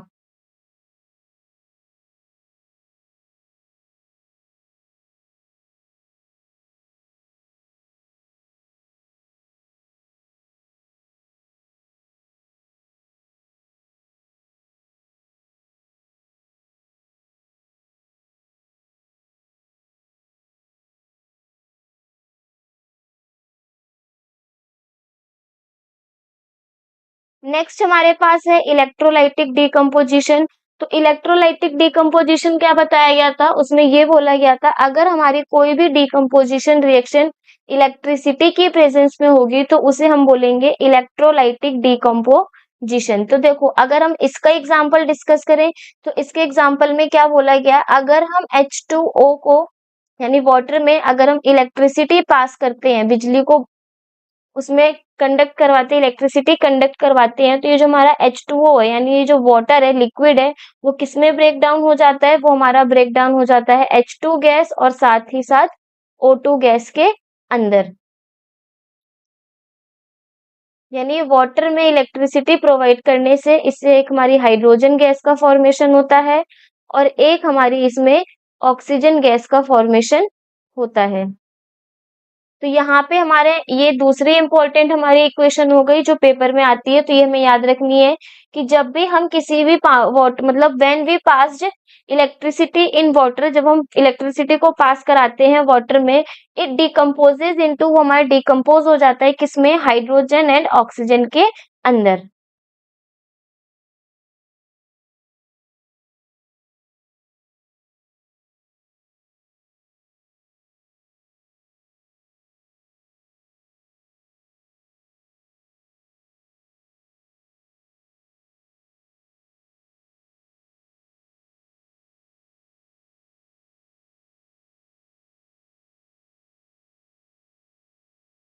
नेक्स्ट हमारे पास अब आई थर्ड कौन सी रिएक्शन है? वो है डिस्प्लेसमेंट रिएक्शन। तो डिस्प्लेसमेंट रिएक्शन में क्या होता है? देखो डिस्प्लेसमेंट, डिस्प्लेसमेंट मतलब डिस्प्लेस कर रहे हैं, नाम से इसको भी हम ब्रेक डाउन करेंगे। क्या नाम बोल रखा है? डिस्प्लेसमेंट, यानी इसमें हम क्या करेंगे? चीजों को डिस्प्लेस करेंगे। अब ये कौन सी चीजें हैं? तो यहाँ पे हम ये देखेंगे जो हमारे हाईली रिएक्टिव मेटल होंगे, जो ज्यादा जल्दी से रिएक्ट करते हैं, ज्यादा तेजी से रिएक्ट करते हैं, वो लेस रिएक्टिव मेटल को उस रिएक्शन से डिस्प्लेस करके उसी कंपाउंड के साथ नए प्रोडक्ट की फॉर्मेशन करेंगे। तो यहाँ पे डेफिनेशन देखेंगे क्या बोला गया है? When a more reactive element displaces less reactive element and form its compound, it is called displacement reaction. मतलब जब तुम्हारा एक मोर रिएक्टिव एलिमेंट किसी लेस रिएक्टिव एलिमेंट को डिस्प्लेस कर देगा तो उससे जो हमारे कंपाउंड की फॉर्मेशन होगी, इस रिएक्शन को ही हम क्या बोलेंगे? डिस्प्लेसमेंट रिएक्शन बोलेंगे।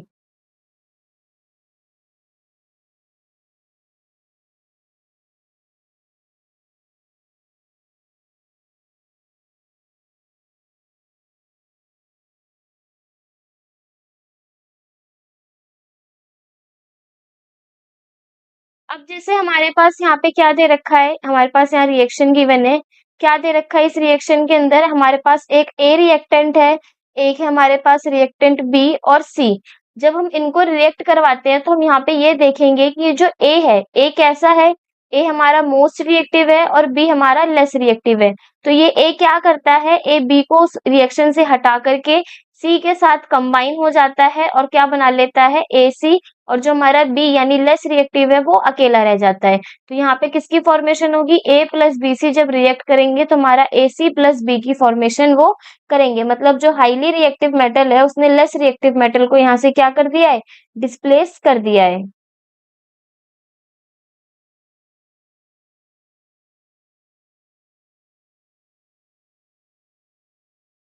अगर हम यहाँ पे double displacement reaction, sorry displacement reaction की एक एग्जांपल के बारे में बात करें तो हम यहाँ पे लिखेंगे जब हमारा ZnHCl के साथ रिएक्ट करता है तो वो बनाता है हमारा ZnCl2 और साथ ही साथ कौन सी गैस रिलीज होती है? H2 गैस रिलीज होती है। मतलब जब हम जिंक को हाइड्रोक्लोरिक एसिड से रिएक्ट कराते हैं तो वो हमारा किसका फॉर्मेशन करता है?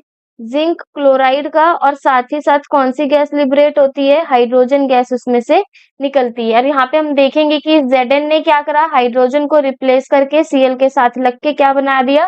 ZnCl2। और साथ ही साथ कौन सी गैस रिलीज हुई है? H2 गैस हमारी वहां से रिलीज हुई है। तो ये हो गई हमारी डिस्प्लेसमेंट रिएक्शन।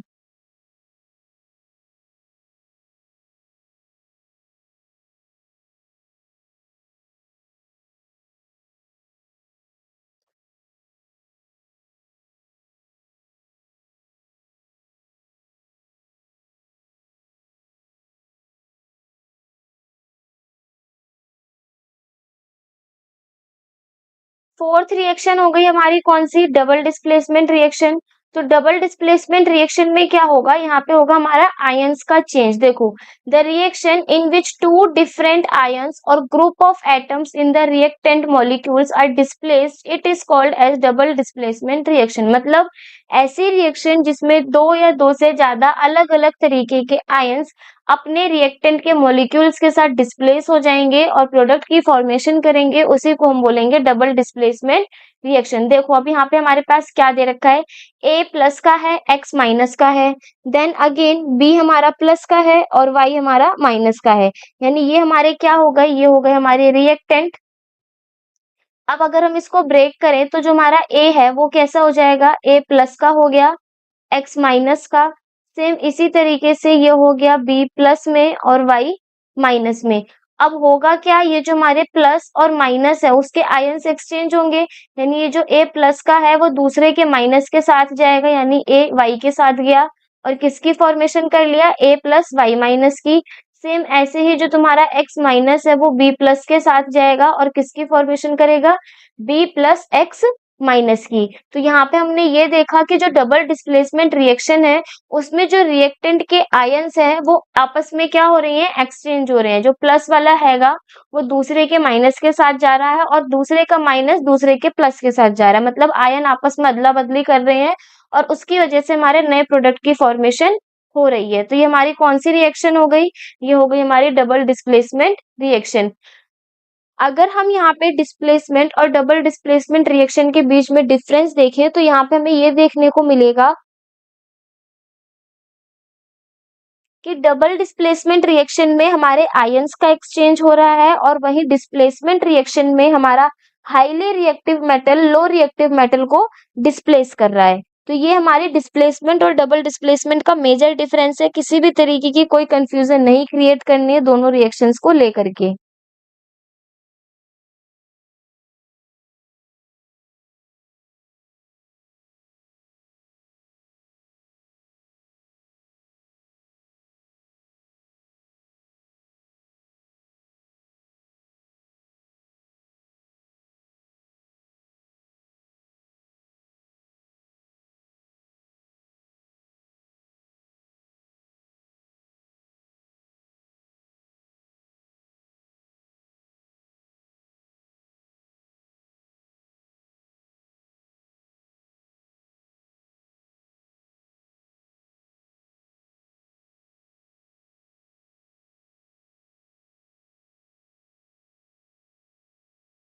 नेक्स्ट आई हमारी अब कौन सी फिफ्थ रिएक्शन, उसका नाम क्या है, प्रेसिपिटेशन रिएक्शन।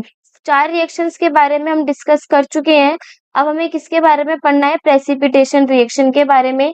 तो प्रेसिपिटेशन का मतलब क्या होता है, प्रेसिपिटेशन का मतलब होता है हमारा किसी चीज में उसका जो प्रेसिपिटेट बच जाता है, मतलब अगर कोई रिएक्शन होती है और कुछ चीज हमारी जो होती है वो सॉल्युबल नहीं होती है, मतलब वो रिएक्ट नहीं करती है, वो क्या हो जाती है रिएक्शन के बाद नीचे हमारे सरफेस पे उस रिएक्ट जहां पे भी हम बीकर में अगर रिएक्शन को प्रोसीड कराएंगे तो वहां पे वो क्या हो जाएगी, नीचे की तरफ बैठ जाती है। तो यहाँ पे भी हम वही देखेंगे, क्या बोला गया है, chemical reaction which involves water information of water in soluble precipitation, वही चीज बोली गई है कि ऐसी केमिकल रिएक्शन जिसमें हमारे वाटर इनसॉल्युबल प्रेसिपिटेट की फॉर्मेशन होगी उसको हम बोलेंगे प्रेसिपिटेशन रिएक्शन। अगर हम प्रेसिपिटेशन रिएक्शन के एग्जाम्पल के बारे में देखें तो इसका हमारा एग्जाम्पल होगा जब हम AgNO3 को यानी सिल्वर नाइट्रेट को जब हम रिएक्ट कराते हैं किसके साथ, NaCl के साथ, तो यहाँ पे हमारी किसकी फॉर्मेशन होती है, AgCl की और साथ ही साथ NaNO3 की। देखो AgNO3 क्या हो गया, ये हो गया हमारा सिल्वर नाइट्रेट, NaCl हो गया हमारा सोडियम क्लोराइड, AgCl हो गया हमारा सिल्वर क्लोराइड और NaNO3 हो गया हमारा सोडियम नाइट्रेट। तो यहाँ पे हम देखेंगे कि ये जो AgCl है यानी ये जो सिल्वर क्लोराइड है यही हमारा इस रिएक्शन में किसकी फॉर्मेशन में रहता है, प्रेसिपिटेट की फॉर्मेशन में रहता है, मतलब जब हम सिल्वर नाइट्रेट को सोडियम क्लोराइड के साथ रिएक्ट कराएंगे तो यहाँ पे हमारा सिल्वर क्लोराइड बनेगा, जो हमारा प्रेसिपिटेट होगा, यानी रिएक्शन के दौरान पे वो हमें सरफेस पे बीकर के या टेस्ट ट्यूब में जिसमें भी हम करेंगे उसमें नीचे हमें सेटल डाउन होता हुआ दिखाई देगा।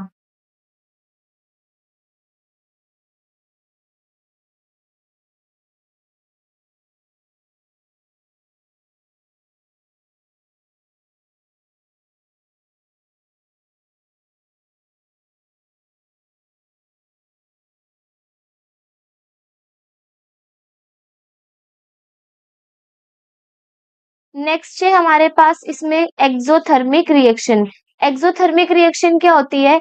ऐसी रिएक्शन जिसमें हमें जिसमें से हीट रिलीज हो, इवोल्यूशन ऑफ हीट हो, उसी को हम क्या बोलेंगे? Exothermic reaction. देखो, जब भी हम किसी रिएक्शंस को करते हैं हमारे पास दो कंडीशन होती है, या तो हमें उस रिएक्शन को करवाने के लिए खुद से हीट को देना पड़े, या तो जब वो हमारी रिएक्शन होगी उसमें से कुछ ना कुछ अमाउंट में हीट रिलीज होगी।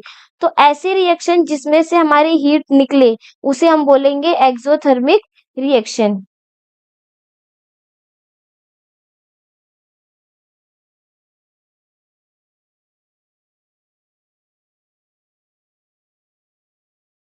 तो यहाँ पे हम देखेंगे किसका एक्सोथर्मिक रिएक्शन में क्या बोला गया है? Burning of natural gas. यानी अगर हम नेचुरल गैस को बर्न करते हैं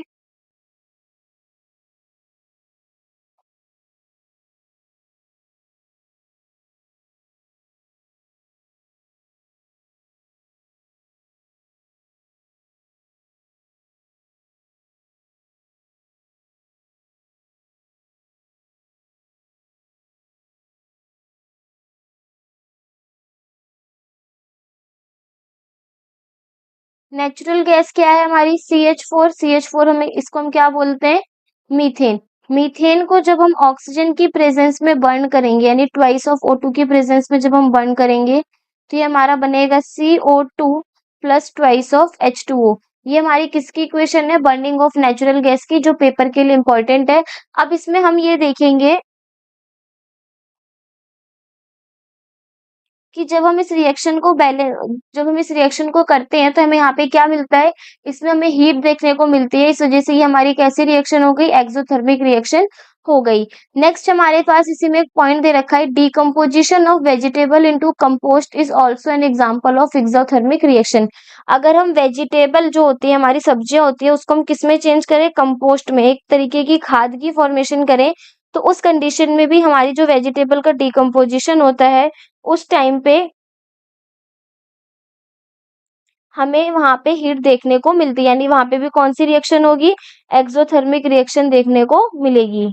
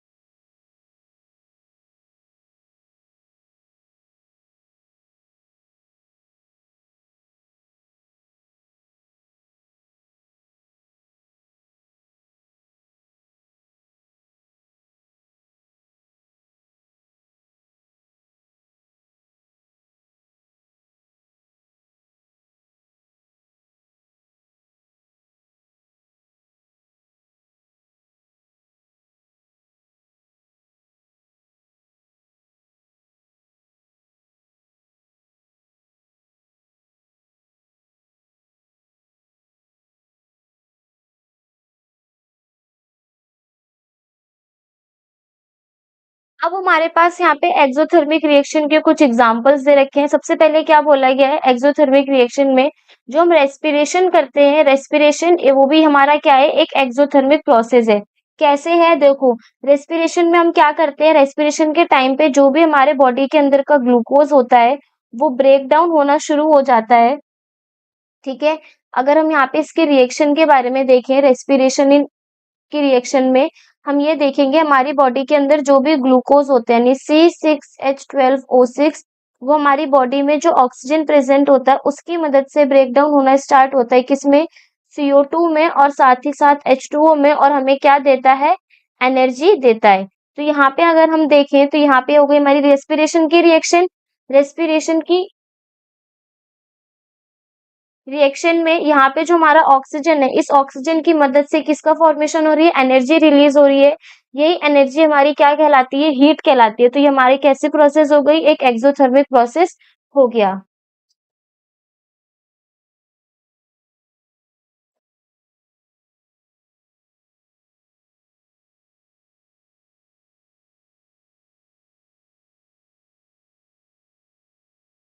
ये रिएक्शन हमारी चैप्टर नंबर 5 जब हम लाइफ प्रोसेस के बारे में पढ़ेंगे वहां पर भी आएगी। तो हमें यहाँ पे जो जो चीजें पहले से हमें रिवाइज हो रही है उसे साथ ही साथ याद करते हुए चलना है।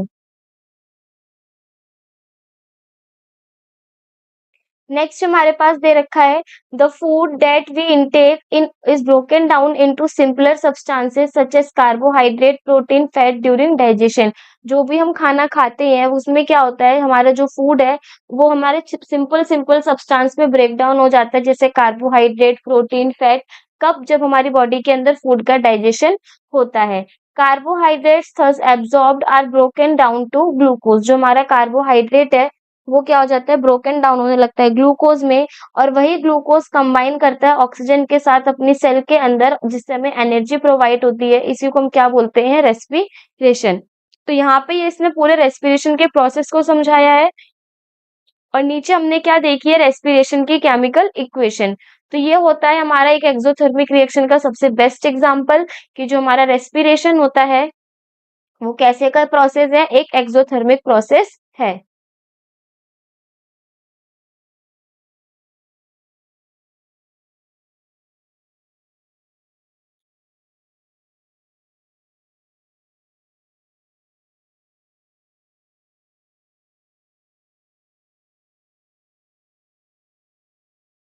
नेक्स्ट हमारे पास रिएक्शन है एंडोथर्मिक रिएक्शन। तो एंडोथर्मिक रिएक्शन क्या होती है reactions which occur by absorption of heat मतलब जिसमें हमें अपने आप हीट देनी पड़े ऐसे रिएक्शन जिसमें हीट प्रोवाइड करनी पड़े वो हमारी कौन सी रिएक्शन कहलाती है एंडोथर्मिक रिएक्शन कहलाती है।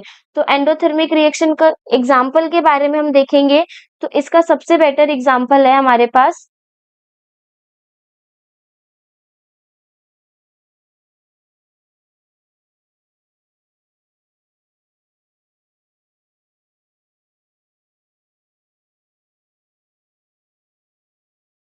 Decomposition of calcium carbonate. Decomposition का मतलब क्या है यहाँ पे यानी कैल्शियम कार्बोनेट को डिकम्पोज करेंगे। अब हमारे पास क्या है एक सिंगल प्रोडक्ट हो गया CaCO3। हमने क्या करा इसको हीट करा। हीट करने पर क्या होगा ये हमारा ब्रेक डाउन होगा किसमें CaO में और साथ ही साथ CO2 में।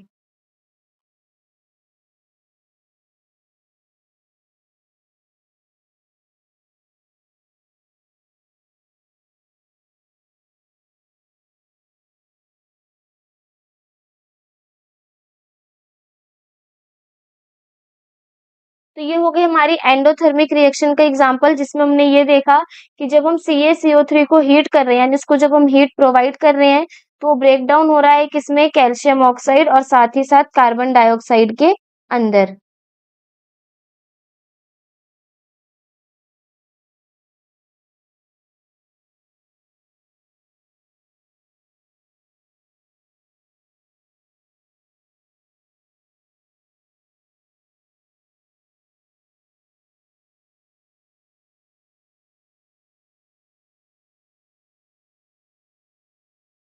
नेक्स्ट हमारे पास आती है रिएक्शन ऑक्सीडेशन एंड रिडक्शन। तो सबसे पहले हम ऑक्सीडेशन को समझेंगे, उसके बाद हम देखेंगे रिडक्शन के बारे में। तो ऑक्सीडेशन का मतलब क्या होता है? ऑक्सीडेशन, ऑक्सी यानी ऑक्सीजन। तो ऐसा प्रोसेस जिसमें हम ऑक्सीजन को ऐड करते हैं और साथ ही साथ हाइड्रोजन को रिमूव करते हैं, उसे हम क्या बोलते हैं? ऑक्सीडेशन बोलते हैं। जैसे यहाँ पे देखो, ऑक्सीडेशन को हम ये भी लिख सकते हैं, यानी addition of O2 and removal of H2, यानी ऑक्सीडेशन में ऑक्सीजन को ऐड करेंगे और हाइड्रोजन को रिमूव करेंगे। साथ ही साथ हम ये भी बोलते हैं, ऑक्सीडेशन का मतलब होता है लॉस ऑफ इलेक्ट्रॉन। अगर कोई भी एलिमेंट अपने अंदर से इलेक्ट्रॉन को लॉस कर रहा है, यानी निकाल रहा है अपने अंदर से इलेक्ट्रॉन को, तो वो हमारा क्या कहलाएगा? ऑक्सीडेशन कहलाएगा। जैसे अगर हम देखें, जो हमारे ऑक्सीडेशन होता है वो मोस्टली किसमें देखने को मिलता है? नॉन मेटेलिक एलिमेंट्स के अंदर। या फिर हम देखिए, हमारे पास यहाँ पे एक ड्राइंग दे रखी है जिसमें क्या बोला गया है? H2 जो क्या दिखा रखा है? Loss of electron. यानी H कैसा है? H हमारा पॉजिटिव का चार्ज गेन करता है। इसका मतलब ये है कि उसने अपने अंदर से इलेक्ट्रॉन को लॉस किया है। तो ये कौन सी प्रॉपर्टी को शो करता है? ऑक्सीडेशन की प्रॉपर्टी को शो करता है।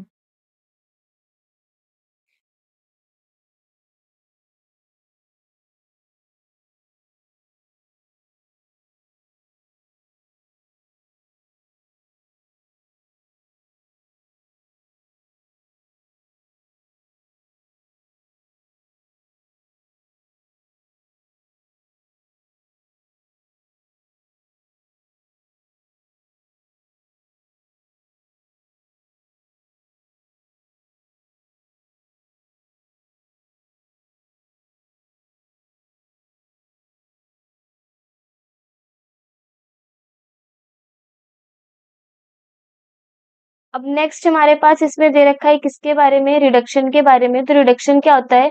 The process of removal of oxygen and addition of hydrogen is called reduction. Oxidation में क्या हो रहा था? वहां पे हमारा ऑक्सीजन ऐड हो रहा था, यहाँ पे हमारा ऑक्सीजन क्या होगा? रिमूव होगा। यानी अगर हम ऑक्सीजन को रिमूव करते हैं और हाइड्रोजन को ऐड करते हैं, तो वो हमारा क्या कहलाएगा? रिडक्शन कहलाएगा। अब ये यहाँ पे हमें ऑक्सीडेशन और रिडक्शन पढ़ने की नीड क्यों पड़ी? क्योंकि जब हम ऑक्सीडेशन और रिडक्शन को पढ़ लेंगे, उसके बारे में समझ लेंगे, तभी हम रिडॉक्स रिएक्शन को समझ पाएंगे। तो यहाँ पे अब देखो, एक चीज और हमने देखी थी, जो ऑक्सीडेशन है उसमें लॉस ऑफ इलेक्ट्रॉन हो रहा है, मतलब अपने उसमें से इलेक्ट्रॉन को लॉस करेगा। लेकिन हमारा जो रिडक्शन होता है, इसमें क्या होता है? इसमें होता है हमारा गेन ऑफ इलेक्ट्रॉन। जो हमारे इसमें फिगर में O2 के इसमें दिखाया गया है कि जो हमारा ऑक्सीजन है, ऑक्सीजन हमारा -2 का चार्ज कैरी करता है। इसका मतलब क्या है? वो रिडक्शन की प्रॉपर्टी को शो करता है। तो ऑक्सीडेशन और रिडक्शन में हमारे पेपर में एग्जाम में जो है डिफरेंस पूछा जाता है 3 मार्क्स के अंदर, कि डिफरेंस बताओ ऑक्सीडेशन और रिडक्शन के अंदर। तो वहां पे हमें लिखना पड़ेगा कि जो ऑक्सीडेशन है उसमें ऑक्सीजन ऐड होता है और वहीं रिडक्शन में ऑक्सीजन रिमूव होता है। ऑक्सीडेशन के अंदर हम हाइड्रोजन को रिमूव करते हैं, लेकिन रिडक्शन के अंदर हम हाइड्रोजन को ऐड करते हैं। ऑक्सीडेशन में हम इलेक्ट्रॉन को लॉस करवाते हैं और वहीं रिडक्शन में हम इलेक्ट्रॉन को गेन करवाते हैं। तो ये हमें छोटे-छोटे से ऑक्सीडेशन रिडक्शन के बीच के डिफरेंस याद होने चाहिए, ताकि हम पेपर में अच्छे से मेंशन करके लिख सकें।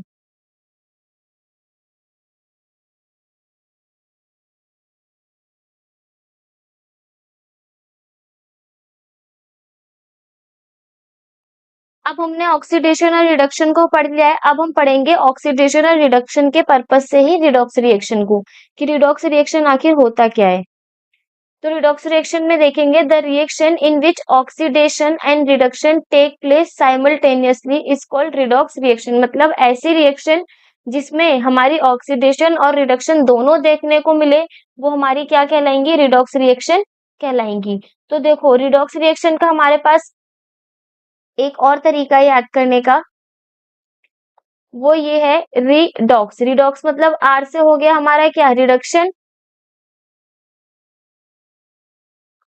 और ऑक्स से हो गया हमारा इसमें ऑक्सीडेशन। मतलब रिडक्शन प्लस ऑक्सीडेशन, ऐसी रिएक्शन जिसमें हमारी रिडक्शन और ऑक्सीडेशन दोनों होगी, वो हमारी कहलाएगी रिडॉक्स रिएक्शन। अब हमारे पास क्या दे रखा है रिडॉक्स रिएक्शन का एक नीचे, यहाँ पे हमारे पास एक एग्जाम्पल दिया गया है पिक्चर के थ्रू। इसमें क्या कहा गया है, हमारे पास एक ए रिएक्टेंट है, एक बी रिएक्टेंट है, ठीक है। ए के ऊपर कितने का चार्ज है, ए के ऊपर हमारा 0 चार्ज है और बी के ऊपर भी हमारा क्या चार्ज है, 0। अब हमने क्या देखा कि ये जो ए है या फिर ये समझो ए के ऊपर चार्ज कितने का आ गया, पॉजिटिव का आ गया। पॉजिटिव के चार्ज का मतलब क्या है, इसने अपने इलेक्ट्रॉन को लॉस करा है। वो कितना हो गया, वो न्यूट्रल से पॉजिटिव पे चला गया। जीरो ना बोल करके हम इसे क्या बोलते हैं, न्यूट्रल। मतलब अभी उसके ऊपर कोई चार्ज नहीं है। तो अब हम यहाँ पे ये देखेंगे कि उसका जो चार्ज है वो जीरो से क्या हो गया, प्लस हो गया। तो हम यहाँ पे ये देखेंगे कि ये जो प्लस का साइन है वो क्या इंडिकेट करता है, वो ये बताता है कि वहां पे लॉस ऑफ इलेक्ट्रॉन हुआ, यानी वो इलेक्ट्रॉन को लूज किया है। तो वो कौन सा स्टेटमेंट शो कर रहा है, ऑक्सीडेशन का। वहीं अगर हम बी को देखें तो बी में क्या हुआ है, वो ओ से क्या हो गया, माइनस हो गया, यानी नेगेटिव का चार्ज आ गया है। वहां पे हमें क्या देखने को मिल रहा है, गेन ऑफ इलेक्ट्रॉन, मतलब उसने इलेक्ट्रॉन को गेन किया है। तो इस कंडीशन में वहां क्या देखने को मिला, रिडक्शन। तो ये ऐसी रिएक्शन है जिसमें हमें ऑक्सीडेशन भी देखने को मिला और साथ ही साथ रिडक्शन भी देखने को मिला। तो ऑक्सीडेशन और रिडक्शन जिस रिएक्शन में होता है उसी को हम क्या बोलते हैं, रिडॉक्स रिएक्शन बोलते हैं।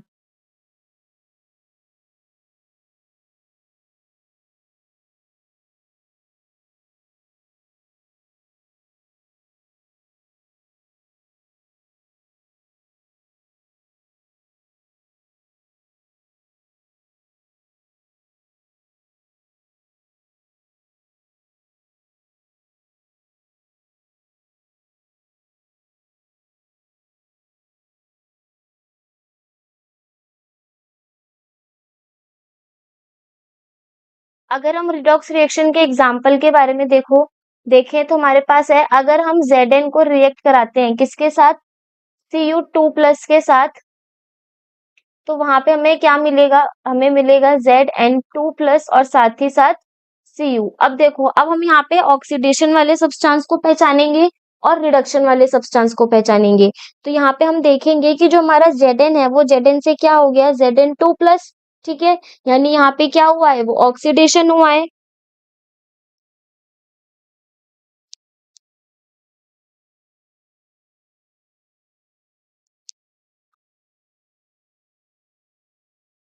और वहीं अगर हम बात करें Cu2+ से क्या हो गया है, Cu हो गया है। यानी इसका यहाँ पे हमें क्या देखने को मिला है, रिडक्शन देखने को मिला है। एक चीज और हमेशा याद रखनी है, जिस भी सब्सटेंस का, अगर कोई भी हमारा सब्सटेंस है उसका ऑक्सीडेशन हो रहा है तो वो किसकी तरह बिहेव करेगा, as a reducing agent behave करेगा। और अगर हमारे पास कोई भी सब्सटेंस है जिसका रिडक्शन हो रहा है तो उसका जो हमारा बिहेवियर होगा वो कैसा होगा, वो हमारा ऑक्सीडाइजिंग एजेंट की तरह बिहेव करेगा। तो यहाँ पे अगर हम एजेंट के बारे में देखें कि हमारे कौन से एजेंट है, तो जो हमारा Zn है वो किसमें चेंज हो रहा है, Zn2+ में। यानी जो Zn है वो Zn2+ में ऑक्सीडाइज हो गया है, ऑक्सीडेशन हमारा उसमें देखने को मिला है। तो इसमें हमारा रिड्यूसिंग एजेंट क्या होगा, इसमें हमारा रिड्यूसिंग एजेंट होगा Zn। क्यों,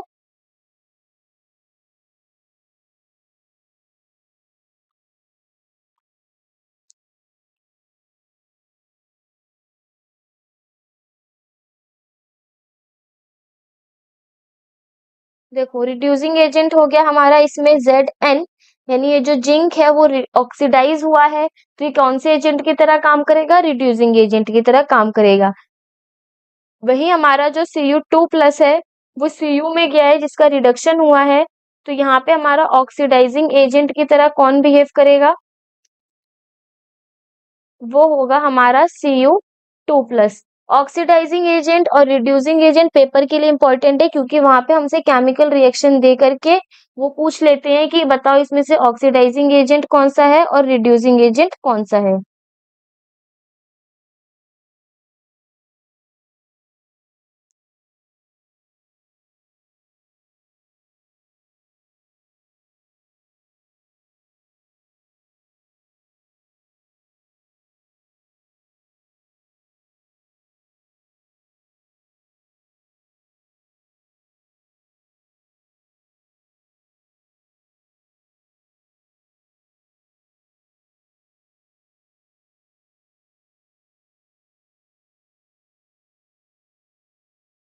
अब बारी आती है हमारी, यहाँ पे होता है हमारा types of chemical reaction finish. अब हम पढ़ेंगे आगे के जो 2 टॉपिक्स थे जो हमारे पेपर में ऑलरेडी कट हो चुके हैं, लेकिन हमें चैप्टर नंबर 3 के लिए पढ़ना है।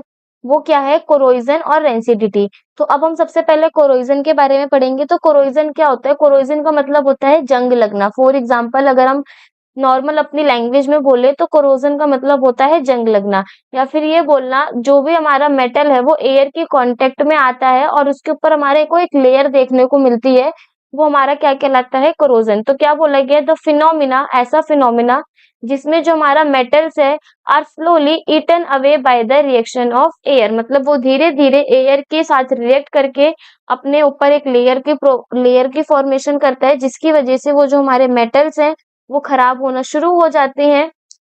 ठीक है? तो हमारा वही क्या कहलाता है? कोरोजन कहलाता है। तो क्या बोला गया है? The phenomena in which metal are slowly eaten away by the reaction of air, air की रिएक्शन की वजह से, वाटर की वजह से, और जो भी हमारे केमिकल प्रेजेंट है एटमॉस्फेयर में उसकी वजह से उसमें हमें एक ऑक्सीजन की लेयर या फिर हमारे एक मेटल के ऊपर लेयर देखने को मिलती है, जिसकी वजह से वो हमारा मेटल खराब होने लगता है। उसी को हम क्या बोलते हैं? कोरोजन बोलते हैं। सबसे बेटर एग्जांपल है कोरोजन का, घर में जो भी हमारे लोहे के ऑब्जेक्ट्स होते हैं यानी आयरन के जो भी ऑब्जेक्ट होंगे उसमें हमें जंग देखने को मिलता है, इसको हम इंग्लिश में बोलते हैं रस्ट। तो वो जो रस्ट होता है वो हमारा किसका एग्जाम्पल है? वो हमारा कोरोजन का एग्जाम्पल है। यहाँ पे भी हमें ऑलरेडी कोरोजन के एग्जाम्पल दिए गए हैं। सबसे पहला क्या दे रखा है? Black coating on silver. चांदी के ऊपर हम देखते हैं कि वो चांदी हमारी काली पड़ने लगती है, तो उसमें वो जो ब्लैक कोटिंग है वो भी किसका एग्जाम्पल है? कोरोजन का एग्जाम्पल है। नेक्स्ट हमारे पास इसमें है ग्रीन कोटिंग ऑन कॉपर, यानी जो हमारे पास कॉपर होता है उसके ऊपर भी जो ग्रीन कलर की कोटिंग होती है उसको हम क्या बोलते हैं? कोरोजन बोलते हैं। यहाँ पे हमारे पास एक दे रखी पिक्चर, वो किसकी है? स्टेचू ऑफ लिबर्टी की। ये हमारी किस कलर की है? ग्रीन कलर की। क्यों? क्योंकि ये कॉपर की बनी है। बाहर के इन्वायरमेंट में प्रेजेंट एयर, वाटर और केमिकल की वजह से ये किस कलर में चेंज हो गई है? ग्रीन कलर में। क्यों? क्योंकि इस कॉपर के ऊपर हमें एक कोटिंग देखने को मिलती है ग्रीन कलर की, जो कौन से फिनोमिना को दिखाती है? कोरोजन के फिनोमिना को दिखाती है।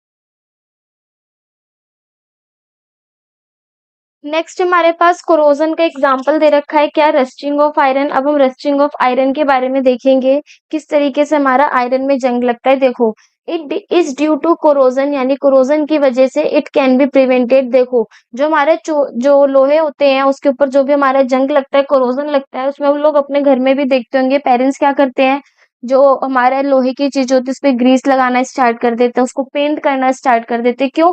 ताकि हम उसको जंग लगने से बचा सके। तो यहाँ पे भी हमारे पास दे रखा है, by applying paint on iron articles. Iron के आर्टिकल्स के ऊपर अगर हम पेंट को अप्लाई करते हैं तो भी हम उसको रस्टिंग से बचा सकते हैं। Paint does not allow oxygen and moisture to come in contact with the surface of iron. देखो, पेंट की वजह से होता क्या है? पेंट हमारी क्या हो जाती है? एक आयरन के ऊपर लेयरिंग कर देती है, जिसकी वजह से अंदर जो हमारा आयरन का मेटल प्रेजेंट है वो बाहर के इन्वायरमेंट, वाटर और केमिकल के साथ कांटेक्ट में नहीं आता, और उसमें हमें किसी भी तरीके की रस्ट देखने को नहीं मिलती है। तो ये हमारा कुछ एक बेसिक सा एक पॉइंट बोलो या फिर एग्जांपल बोलो जिससे हम अपने आयरन को रस्ट करने से बचा सकते हैं। बाकी जो इसमें डिटेलिंग है किस-किस तरीके से और हम आयरन को रस्टिंग से बचा सकते हैं, वो हम चैप्टर नंबर 3 में पढ़ेंगे क्योंकि हमारा ऑलरेडी ये इस चैप्टर से कट है, बट बेसिक करने के लिए हम इसको यहाँ पर डिस्कस कर रहे हैं।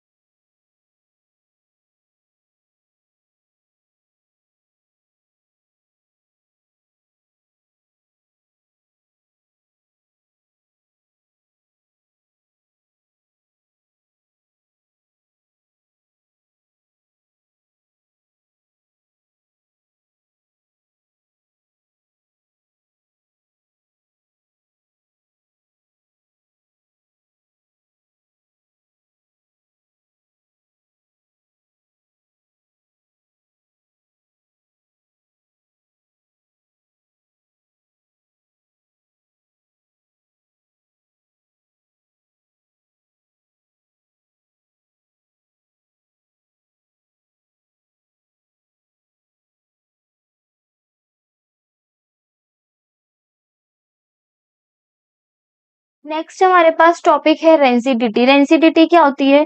तो रेंसिडिटी में बोला गया है the process of slow oxidation of oil and fat present in the food materials, मतलब जो भी हमारे फूड के अंदर ऑयल और फैट प्रेजेंट होता है उसका धीरे धीरे ऑक्सीडेशन होना स्टार्ट कर देता है, जिसकी वजह से हम देखेंगे कि जो हमारा फूड है उसका स्मेल और टेस्ट दोनों चेंज हो जाता है। उसी को हम क्या बोलते हैं? रेंसिडिटी। मतलब जो हमारा खाना होता है, खाने को अगर हम नॉर्मल टेम्परेचर पे रख देते हैं तो हम देखते हैं कि जो हमारा फूड होता है वो कुछ टाइम के बाद स्मेल करने लगता है, उसका टेस्ट चेंज हो जाता है। तो रेंसिडिटी भी हमारा वही प्रोसेस है जिसमें हमारे खाने के अंदर प्रेजेंट जो भी ऑयल और फैट होता है वो ऑक्सीडेशन का प्रोसेस शो करने लगता है, जिसकी वजह से उसके स्मेल और टेस्ट में चेंज आ जाता है। यहाँ पे हमें एक पिक्चर भी दे रखी है जिसमें हम देख सकते हैं कि जो चिप्स है उसके अंदर व्हाइट कलर की हमें काफ़ी तरीके की फंगस वगैरह ग्रो होती हुई दिखाई दे रही है। मतलब ये क्या है? ये हमारा पूरा रेंसिडाइज़ हो चुका है, जिसमें हमें अगर इसको टेस्ट करेंगे या स्मेल करेंगे बहुत बुरी स्मेल और टेस्ट आने वाली है।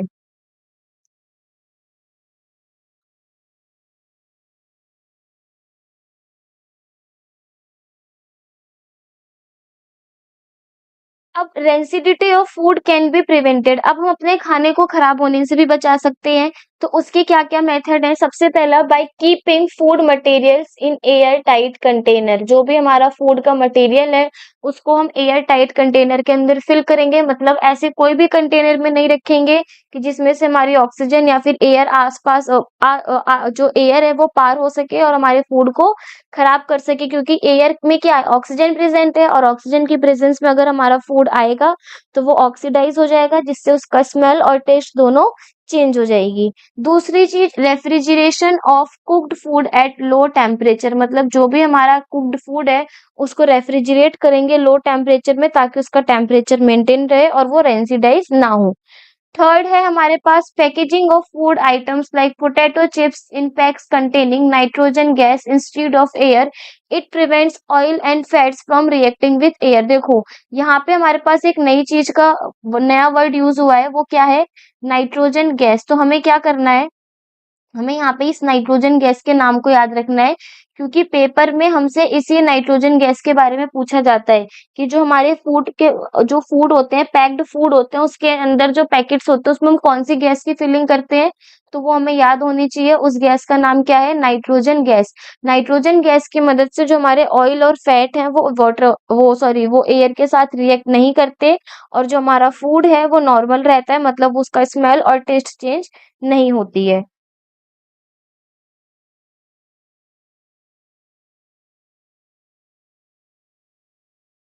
नेक्स्ट है हमारे पास इसमें avoid keeping the cooked food and food materials direct contact with air. मतलब जो भी हमारा कुक्ड फूड है या मटेरियल्स है उसको हम अवॉइड करेंगे कि वो डायरेक्ट एयर के कांटेक्ट में ना आए, और साथ ही साथ हम उसमें एंटीऑक्सीडेंट्स का भी यूज कर सकते हैं। हमें एक इसमें एंटीऑक्सीडेंट का नाम भी गिवन है, वो क्या है? BHA।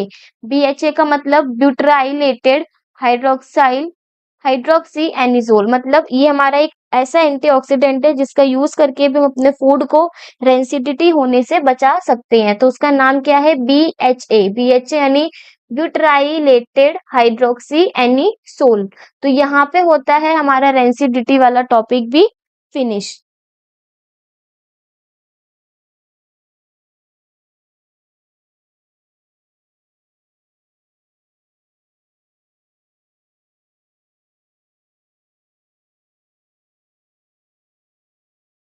फिर हमारा यही फिनिश होता है। आज के लेक्चर में हमने क्या-क्या पढ़ा? सबसे पहले हमने यहाँ पे केमिकल रिएक्शंस के बारे में देखा कि केमिकल रिएक्शंस क्या होती हैं। फिर हमने यहाँ पे केमिकल इक्वेशंस के बारे में देखा कि केमिकल इक्वेशन को हम किस तरीके से रिप्रेजेंट करते हैं। साथ ही साथ हमने उन केमिकल इक्वेशन की बैलेंसिंग के बारे में देखा और साथ ही साथ हमने ये भी देखा कि क्या-क्या इफेक्ट्स होते हैं किसी भी केमिकल रिएक्शन के।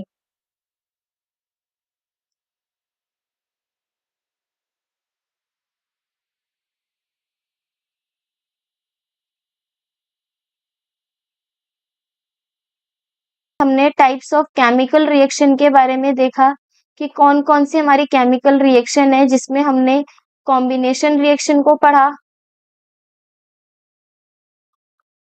डीकंपोजिशन रिएक्शन के बारे में बात करी,